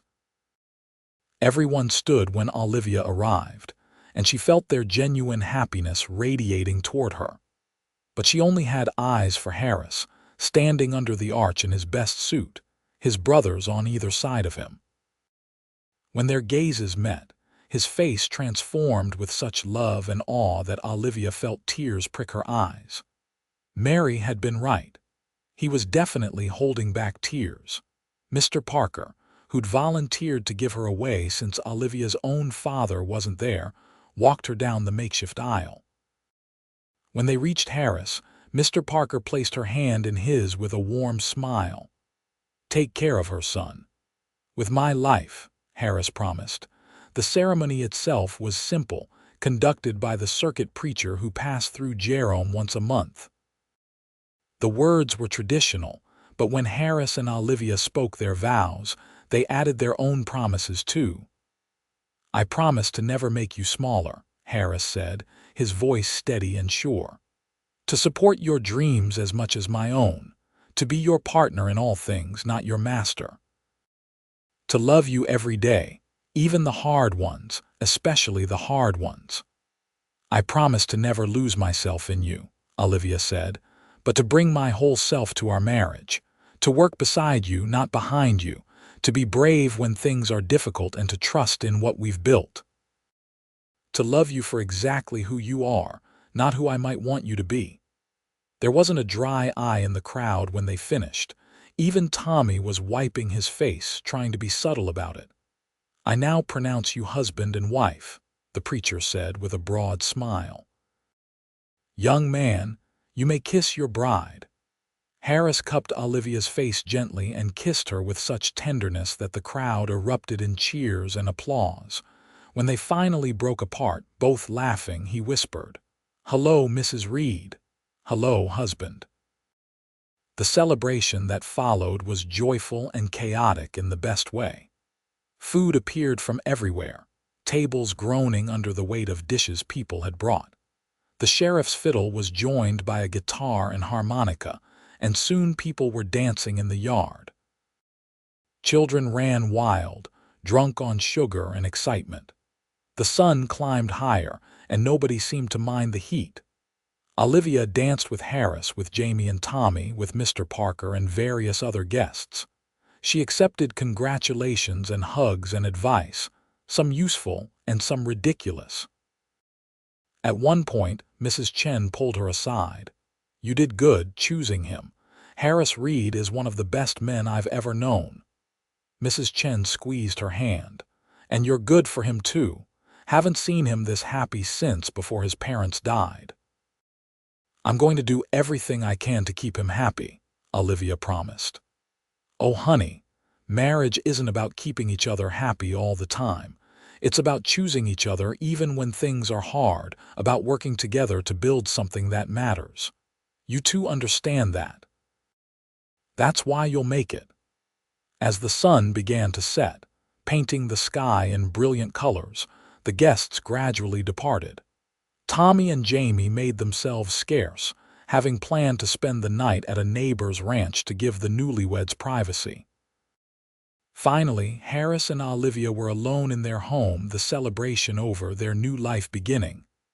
"Tired?" Harris asked, pulling her close in the quiet kitchen. "Exhausted, happy, overwhelmed?" Olivia leaned against him. "All of it. Come on. Let's go watch the sunset from the porch." They sat together on the porch steps, Harris's arm around Olivia's shoulders, watching the colors fade from the sky and the first stars appear. The ranch was quiet around them, peaceful in a way that felt like contentment. "Thank you," Olivia said softly. "For what?" "For being you. For showing me that not all men want to control or diminish. For proving that love can be partnership instead of possession." She turned to look at him. "For being the right man at the right time. You saved me too, you know. From becoming so focused on duty and responsibility that I forgot how to really live. From turning into my father, working himself to death because he'd forgotten how to feel joy." Harris kissed her temple. "We saved each other, I think. We did." Olivia smiled against his shoulder. "So what happens now? Now we live. We work and love and build our life together. We figure things out as we go, probably make mistakes, definitely have hard days, but we do it together. Together sounds perfect. They sat on the porch until the stars were fully out, talking about everything and nothing, making plans and letting silence be comfortable. Eventually, they went inside, to their bedroom that Jamie had furnished so carefully, to start their married life in the most intimate way. And it was sweet and tender and occasionally awkward in the way of new lovers, but it was theirs. Olivia fell asleep in her husband's arms, listening to his steady heartbeat, feeling more at home than she'd ever felt in Philadelphia's finest houses. This was where she belonged, in Arizona's wild country with a cowboy who'd settled down for her, in a life they'd build together from love and choice and courage. The months that followed the wedding were an adjustment, but a happy one. Olivia returned to teaching in September, rising early to make the commute to town and returning home in the evenings to help with ranch work. It was exhausting at times, but deeply satisfying. She was doing meaningful work in the classroom and building a life with Harris at the same time. Tommy passed his territorial exam with flying colors and was accepted to the normal school in Prescott for the following year. He was torn between excitement and guilt about leaving the ranch, but Harris and Olivia both insisted he go. "This is your chance to become more than just a rancher," Harris told his brother. "Take it. The ranch will still be here when you visit." Jamie, meanwhile, took on more responsibility, proving himself more than capable of handling the increased workload. He also started courting the blonde girl from the dance, a sweet-natured young woman named Sarah who fit seamlessly into the Reed family dynamic. By winter, life had settled into a comfortable rhythm. Olivia taught during the day, helped with ranch work in the evenings, and spent quiet nights with Harris planning for the future. They talked about expanding the cattle operation, about maybe hiring some help when they could afford it, about the children they hoped to have someday. "How many children do you want?" Olivia asked one evening as they sat by the fire, her head in his lap while he read a farming journal. "However many we're blessed with. 3, 4, a dozen," Harris smiled down at her. "Though I imagine you'll have more specific opinions after actually giving birth." "Probably. I've watched enough of my cousins go through it to know it's not easy." Olivia paused. "I'd like at least 2, though. I don't want an only child. They should have siblings like you and your brothers." "Sounds perfect to me." In March, Olivia discovered she was pregnant. She'd had her suspicions for a few weeks but waited to be certain before telling Harris. When she finally shared the news, he picked her up and spun her around despite her protests, both of them laughing with joy. "We're going to be parents," Harris said wonderingly. "I'm going to be a father." "A good father," Olivia assured him. "Look at how you raised Tommy and Jamie. You already know how to do this." "That was different. This is our child, our family." He placed a hand gently on her still flat stomach. "When? Late September or early October, the doctor thinks. You'll have to stop teaching before then. The commute will be too hard." "I know. I've already talked to the school board about taking the fall term off. They've agreed to find a substitute." Olivia covered his hand with hers. "It's strange, planning to pause my career, but also exciting. This is a different kind of important work. You can always go back to teaching later when the baby's older, or not if you decide you prefer being home, whatever makes you happy." That was the key, Olivia thought. Harris always came back to what would make her happy, never assuming he knew what she needed or wanted. It was such a stark contrast to Charles, who'd had her entire life planned out without her input. The pregnancy was relatively easy at first, though Olivia quickly grew tired of the morning sickness that lasted well past morning. Harris was attentive without being overbearing, making sure she ate properly and rested enough, but not treating her like she was made of glass. Jamie and Tommy were excited about becoming uncles, already arguing about who would teach the baby to ride horses. In April, they received an unexpected letter. It was from Olivia's mother, the first communication since the letter Olivia had sent after her engagement. She opened it with shaking hands, Harris beside her for support. The letter was cautiously warm. Olivia's mother wrote that she'd heard through mutual friends about the wedding and was saddened to have missed it. She wrote that she'd been thinking a great deal about Olivia's last letter, about choice and happiness and acceptance. While she couldn't speak for Olivia's father, who was still hurt and angry, she personally wanted to rebuild their relationship. She wanted to know about Olivia's life, her husband, the choice she'd made. And she wanted Olivia to know she was loved, even if that love had been poorly expressed. The letter ended with a request. Might she visit sometime? She'd like to meet Harris, see where Olivia lived, understand the life her daughter had chosen. Olivia cried reading it, relief and old hurt mixing together. Harris held her quietly, letting her process at her own pace. "What do you want to do?" he asked when she'd calmed down. "I want to write back. I want to tell her about you, about the baby, about how happy I am here. And I think I want her to visit if you're okay with that." "Of course I'm okay with it. She's your mother." Harris wiped away her tears gently. "And maybe seeing you here, seeing how you've thrived, will help her understand why you had to leave." Olivia wrote back that evening, pouring everything into the letter. Her love for Harris and his brothers, her work at the school, the ranch and its beauty, the baby they were expecting. She wrote about building a life on her own terms, about finding partnership instead of domination, about being truly happy for the first time.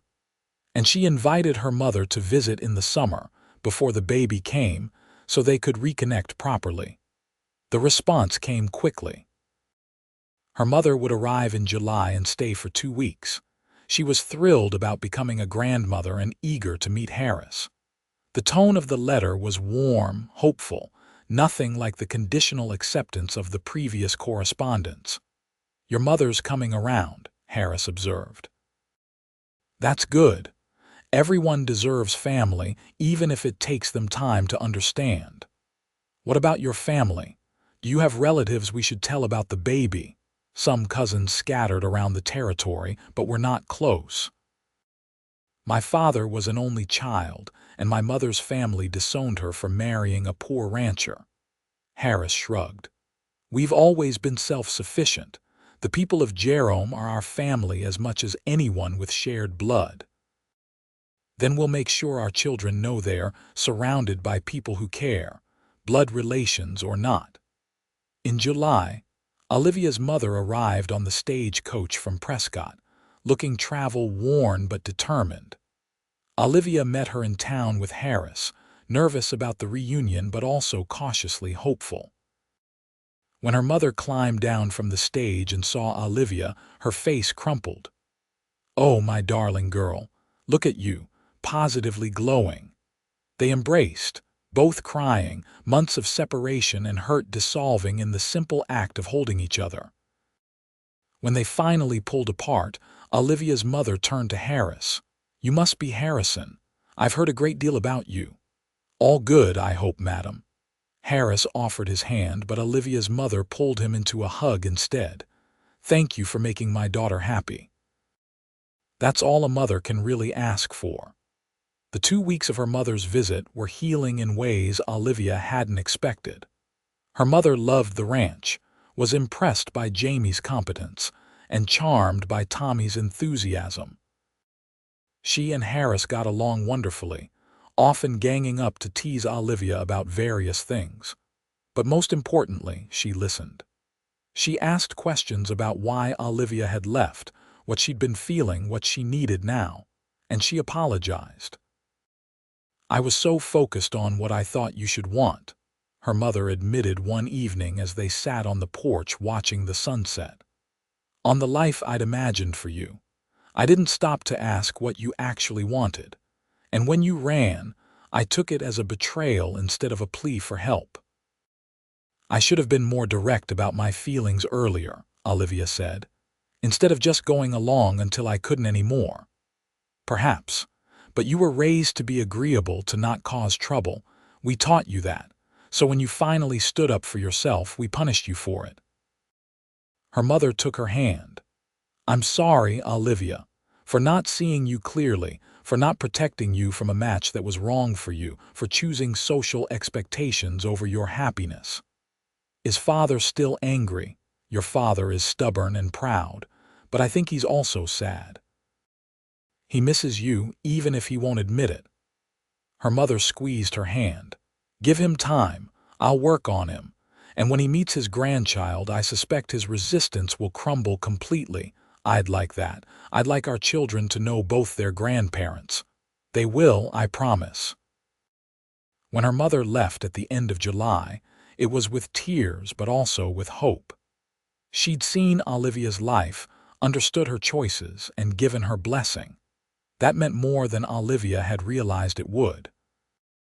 She stood with Harris, waving as the stage coach pulled away, feeling like a weight had been lifted. That went well, Harris observed, better than I dared hope.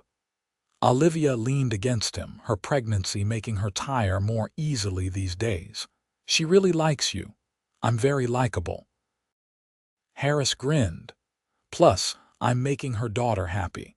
That goes a long way with mothers. You do make me happy. Every single day. Good. That's my most important job. September arrived with cooler temperatures and Olivia's growing impatience to meet their baby. She'd stopped teaching in August, finding the commute too difficult as her pregnancy advanced. Instead, she spent her days helping with lighter ranch tasks, preparing the nursery Jamie and Tommy had set up in a small room off the main bedroom, and reading every book about babies she could get her hands on. You're going to be a natural, Harris assured her one evening as she fretted about all the things that could go wrong. How do you know? Because you care so much about getting it right. Because you're patient and kind and strong. Because I've watched you with your students and seen how much you're capable of giving. He placed his hand on her swollen belly, feeling their baby kick. This little one is lucky to have you as a mother. We're lucky to have you as a father. Labor started on a warm afternoon in late September, about a week before Olivia's expected due date. She was in the kitchen preparing dinner when the first contraction hit, strong enough that she had to grip the table for support. Harris took one look at her face and immediately sent Jamie for the doctor while helping Olivia to their bedroom. The labor was long and difficult, lasting through the night and into the next day.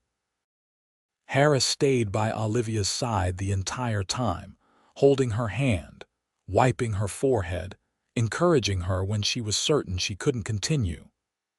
The doctor supervised, calm and professional, assuring them that everything was progressing normally even if slowly. Finally, in the early afternoon, their son was born, healthy, loud, and absolutely perfect.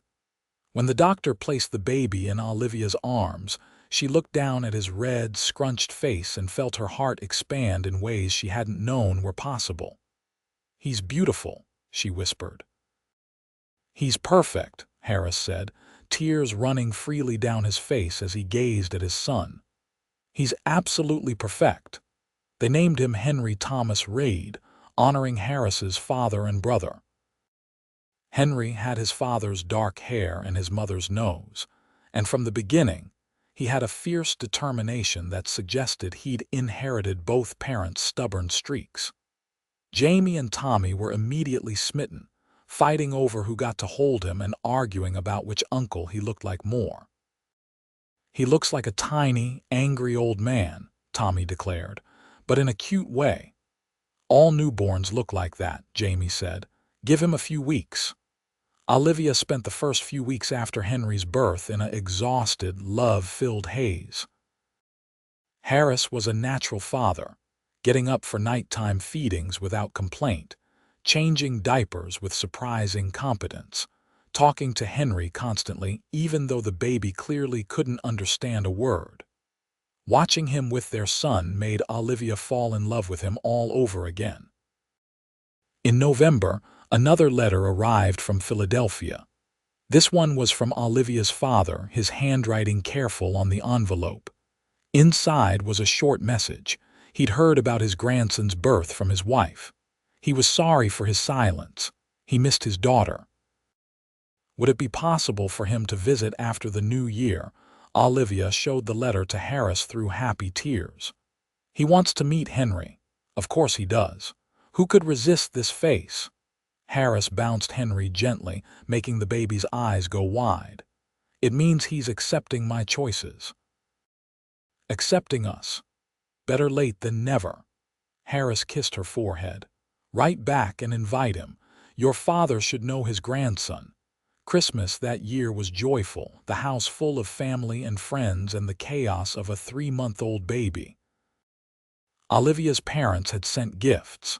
Hand-knitted blankets, clothes, a silver rattle that had been in the family for generations. Sarah, Jamie's girlfriend, spent the day with them and fit in so well that it was clear an engagement was imminent. Even Tommy came home from normal school for the holiday, full of stories about his studies and plans for the future. Next year will be even better, Harris said as they sat together on Christmas evening, Henry asleep in Olivia's arms. Your father will be here. Maybe Jamie will be engaged. Life keeps getting fuller. It does. Olivia looked around the room at the family they'd built, blood relations and chosen ones, people bound together by love and loyalty rather than just obligation. I never imagined my life could be this good, neither did I, but here we are. Here we are, Olivia agreed, kissing him softly while their son slept peacefully between them. Olivia's father visited in March, staying for a week and gradually thawing as he got to know Harris and saw how happy Olivia truly was. By the end of his visit, he was bouncing Henry on his knee and discussing cattle prices with Harris like they'd been friends for years. Before he left, he pulled Olivia aside. I was wrong, he said simply. About Charles, about what you needed, about what would make you happy. You knew yourself better than I knew you, and I should have listened. He hugged her tightly. I'm proud of you, sweetheart, proud of the life you've built, the woman you've become, and I'm grateful you're giving me the chance to be part of it. You're my father. You'll always be part of it. Life continued its rhythm through the seasons. Olivia eventually returned to teaching part-time, bringing Henry with her sometimes and leaving him with Harris other days. The school board was flexible, understanding that she was juggling multiple responsibilities. Jamie and Sarah got engaged that summer and married in the fall, Sarah moving into the ranch house and bringing her own warmth to the family. Tommy graduated from normal school and got a teaching position in Prescott, though he came home regularly to visit. When Henry was 2 years old, Olivia found herself pregnant again. This time it was twins, a boy they named William and a girl they named Rose. The pregnancy was harder, the birth more complicated, but Harris never left her side and both babies arrived healthy if small. 3 children under 3 years old, Harris said one sleepless night as they dealt with crying twins while Henry called for water from his room. We're either brave or crazy. Definitely crazy, Olivia said, but she was smiling. But I wouldn't change it. Neither would I. Harris managed to get William to stop crying just as Rose started up again, though I might be too tired to remember my own name most days. That's what coffee's for. They were exhausted, overwhelmed, and happier than either had thought possible. The ranch thrived under Harris and Jamie's joint management. Olivia taught when she could and mothered the rest of the time, finding unexpected joy in both roles. The children grew healthy and strong, surrounded by family and community, learning to ride horses almost before they could walk properly. 5 years after their wedding, on a warm summer evening, Harris and Olivia sat on their porch watching their children play in the yard. Henry was teaching William how to throw a ball while Rose tried to catch butterflies, her laughter bright in the evening air. Inside, Jamie and Sarah were preparing dinner, their own baby daughter sleeping in a cradle. "Do you ever regret it?" Harris asked quietly. "Leaving Philadelphia, giving up the easier life you could have had?" Olivia looked at him in surprise. "Never, not for a single moment. This is everything I wanted without knowing I wanted it. Even with the hard work and the uncertainty and the chaos, especially with those things. They're real, Harris. This life is real in a way my old life never was." She took his hand. "I'd choose this, choose you, choose us, over and over again for the rest of my life." "Good, because I'm not letting you go." Harris pulled her close. "Remember when we first met? When everyone said cowboys never settled down?" "I remember. And I remember what you said, that you'd settle down for the right woman." "I meant you. Even then, I think I knew it would be you." Harris kissed her temple. "They were wrong, you know. Cowboys do settle down, we just need the right reason. And I was your reason. You were my everything." Harris looked out at their children, their home, the life they'd built together. "Still are. Always will be." Olivia leaned against her husband, watching the sun set over the land they'd cultivated and the family they'd created. She thought about the scared woman who'd hidden behind a water trough, about the suffocated girl who'd run from Philadelphia, about the journey that had brought her here to this moment, this life, this love. She'd come west looking for freedom and found so much more. She'd found partnership and purpose, family and home. She'd found a man who knew how to love without controlling, who supported without suffocating, who chose her every day just as she chose him. "I love you, Harrison Reed," she said softly. "I love you too, Olivia Reed. Forever." And there, on the porch of their ranch house in Arizona, surrounded by children and laughter and the life they'd built from courage and hope and stubborn determination, they sat together and watched the stars come out. Two people who'd found each other against the odds, who'd chosen love over fear, who'd proved that sometimes the best stories are the ones written by people brave enough to take a chance. The years that followed were full of the expected joys and challenges of ranch life and raising a growing family. Henry grew into a serious boy who loved working with the cattle, showing an early talent for understanding animals. The twins, William and Rose, were inseparable despite their different temperaments. William quiet and thoughtful like his mother, Rose adventurous and bold like her father. By the time Rose was 5, Olivia found herself pregnant once more, welcoming another daughter they named Grace. Tommy eventually married a fellow teacher he met in Prescott and brought her home to meet the family. She was intelligent, kind, and completely unfazed by the Reed family's tendency toward loud debates and physical affection. They settled in Prescott, but visited the ranch regularly, their own children adding to the chaos of family gatherings. Jamie and Sarah had 3 children in quick succession, expanding the ranch house with additions to accommodate everyone.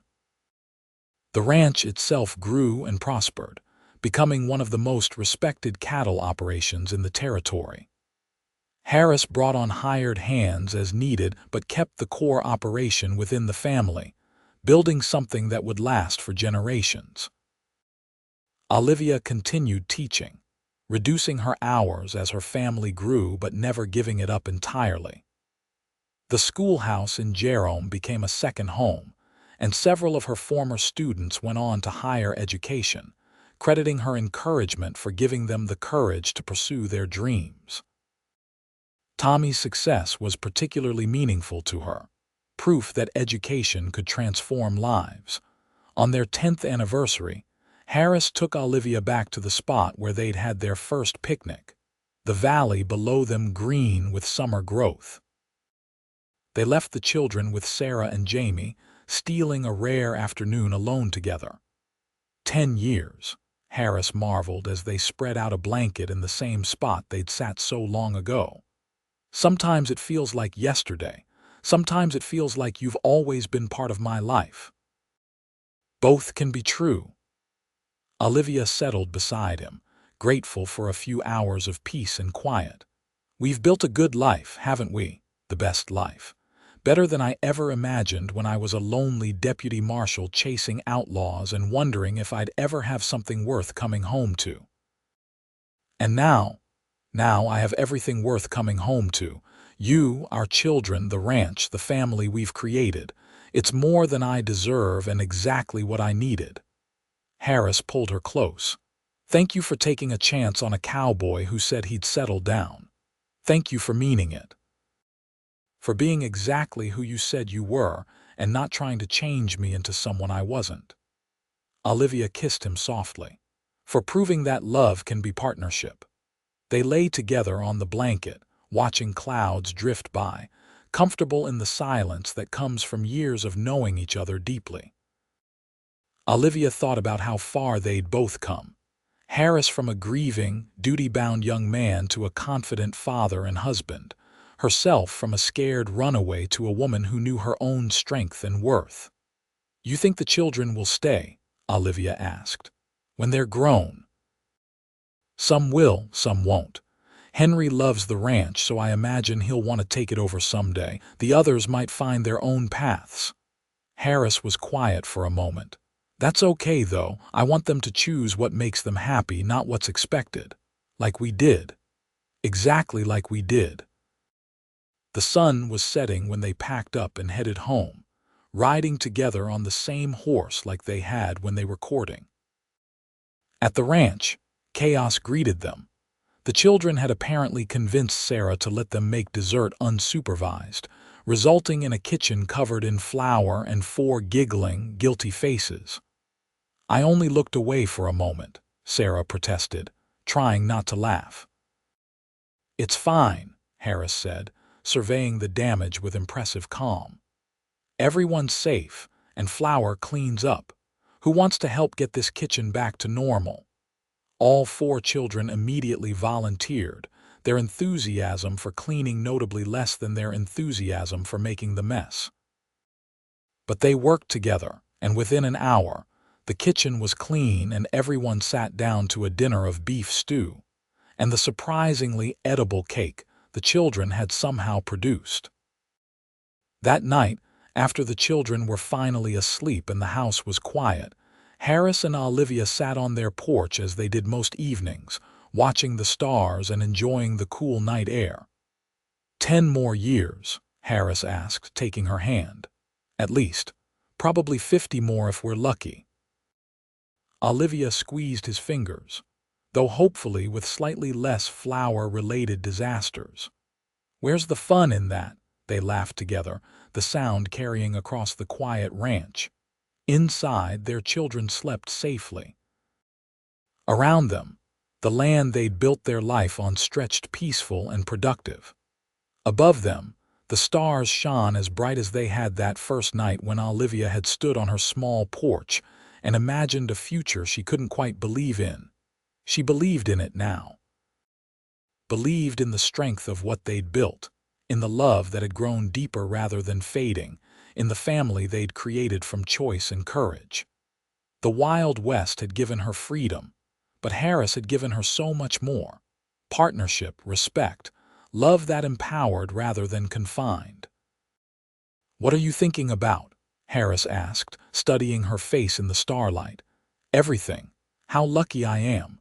How grateful I am that I was brave enough to leave Philadelphia, that you were patient enough to wait for the right woman, that we found each other. Olivia smiled at him. And I'm thinking that they were wrong. About what? About cowboys never settling down. You settled down just fine. You just needed the right reason. Harris pulled her closer, kissing the top of her head. Best decision I ever made, settling down with you, building this life. I'd do it all again without changing a single thing. Even the flour disaster, especially the flour disaster. That's what family's about, right? The messy, chaotic, wonderful moments that make life worth living. They sat together under the Arizona stars, two people who'd found their way to each other through circumstance and choice, who'd built a life from love and hard work and stubborn determination. The Wild West had tested them, shaped them, given them space to become who they were meant to be. And there, on the ranch they'd built together, surrounded by family and purpose and deep, abiding love, they had found home. Years continued to pass, marked by the growth of their children and the expansion of their lives. Henry, as predicted, took naturally to ranching and began learning the business side from Harris as he entered his teenage years. William surprised everyone by showing a talent for mechanics, spending hours taking apart and rebuilding equipment, making improvements that increased efficiency. Rose lived up to her bold nature, becoming an excellent horsewoman who could outride most of the ranch hands. Grace, the youngest, inherited her mother's love of teaching and could often be found reading to her younger cousins or helping the other children with their lessons. The ranch became a gathering place for the extended family and community. Sarah's excellent cooking meant there was always food available for whoever stopped by. Jamie's steady management kept everything running smoothly. Harris's reputation for fairness and honesty made the Reed Ranch a trusted name throughout the territory. Olivia's parents visited regularly, her father having fully embraced his role as doting grandfather. He and Harris had become genuine friends, often sitting up late discussing cattle, politics, and philosophy, while Olivia's mother helped with the children and traded recipes with Sarah. The reconciliation that had seemed impossible in those first painful months had blossomed into deep, genuine connection. On Harris's 35th birthday, the whole family gathered for a celebration. All the children were there, including Tommy's family from Prescott, along with friends from Jerome and neighboring ranches. The house overflowed with people, noise, and laughter. "This is what you've built," Olivia said to Harris as they stood together watching the organized chaos. "Not just the ranch, but this. Community, family, connections that matter. We built it," Harris corrected. "I couldn't have done any of this without you. You brought warmth and wisdom to this place, made it a home instead of just a working ranch. We make a good team, the best team." Harris wrapped his arm around her waist. "I love you, Olivia Reed. Still falling in love with you every day. Still falling in love with you too." She leaned into him, comfortable and content. "Though I imagine we'll have to start thinking about what comes next. Henry will want to start his own family eventually. The other children will make their own choices. That's years away still. Let's enjoy what we have now." Harris kissed her temple. "But yes, eventually we'll transition, hand things over to the next generation. Maybe even take some time for ourselves, travel a bit, see some of the country beyond Arizona." "That sounds wonderful." Olivia smiled at the thought. "Though I can't imagine being anywhere but here most of the time. This is home." "Home is wherever you are," Harris said simply. "It always has been." The party continued into the evening, full of music and dancing and too much food. The children ran wild in the safe chaos of family, creating memories they'd carry into their own futures. Olivia watched it all with deep satisfaction, knowing they'd created something lasting and meaningful. Later that night, after everyone had left or gone to bed, Harris and Olivia walked out to the barn together to check on a mare about to foal. It was a clear night, the stars brilliant overhead, and they moved through the familiar space with easy coordination born of years of partnership. The mare was fine, not quite ready to deliver yet. They stood in the quiet barn, surrounded by the soft sounds of animals and hay and home, and just existed together in comfortable silence. "You remember that first calf?" Olivia asked. On our first visit to the ranch, of course, you cried. I was moved. It was beautiful new life beginning. She smiled at the memory. I think that's when I knew for certain I could build a life here. When I saw you helping that cow, so gentle and confident, and I could picture years of that. Years of working together, building together. I knew even earlier than that. Knew after that first picnic that you were it for me. The right woman. The only woman. Harris pulled her close. Best thing that ever happened to me was you being in the wrong place at the wrong time when that shooting started. Sounds terrible to say it like that, but it's true. Fate works in mysterious ways. Olivia kissed him softly. I'm glad my bonnet nearly got shot off. Glad you were there to help me up. Glad for every moment that led us here. They stayed in the barn until they were certain the mare was settled, then walked back to the house hand in hand. Inside, their children slept safely. Around them, the ranch spread peaceful and prosperous. Above them, the stars shone as witnesses to the life they'd built. In their bedroom, they prepared for sleep with the easy intimacy of long marriage. Harris told her about his plans for expanding the water system in the South Pasture. Olivia shared her ideas for reorganizing the school curriculum in the fall. They discussed which children might need extra attention or encouragement, debated the best time to take a family trip to visit Tommy in Prescott, made plans for tomorrow and next week and next year. Finally, they settled into bed, Harris pulling Olivia close against him in the position they'd slept in for over a decade. It still felt right, still felt perfect, still felt like home. Harris, Olivia said quietly into the darkness. Thank you for being exactly who you said you'd be. For settling down and meaning it, for loving me the way you do. She turned to face him. I know I don't say it enough, but you're the best thing that ever happened to me. You and this life we've built. Right back at you. Harris kissed her forehead. Now get some sleep. Those children of ours will be up at dawn demanding breakfast and attention. Good night, cowboy. Good night, love. They drifted off to sleep together, wrapped in each other and the life they'd created, content in the knowledge that they'd found something rare and precious. True partnership, deep love, and the courage to build the life they wanted rather than settling for what was expected. The years ahead would bring their own challenges and changes. Children would grow and leave, then return with families of their own. The ranch would evolve, adapt, continue. Harris and Olivia would grow older together, their love deepening rather than fading, their partnership strengthening with each passing season. But that was the future. Tonight, they simply held each other and slept peacefully. Two people who'd taken a chance on love and built something that would last long after they were gone. The Wild West had given them opportunity. They'd given each other everything else. And in the quiet Arizona night, surrounded by family and purpose and the land they'd made their own, that was more than enough. It was everything.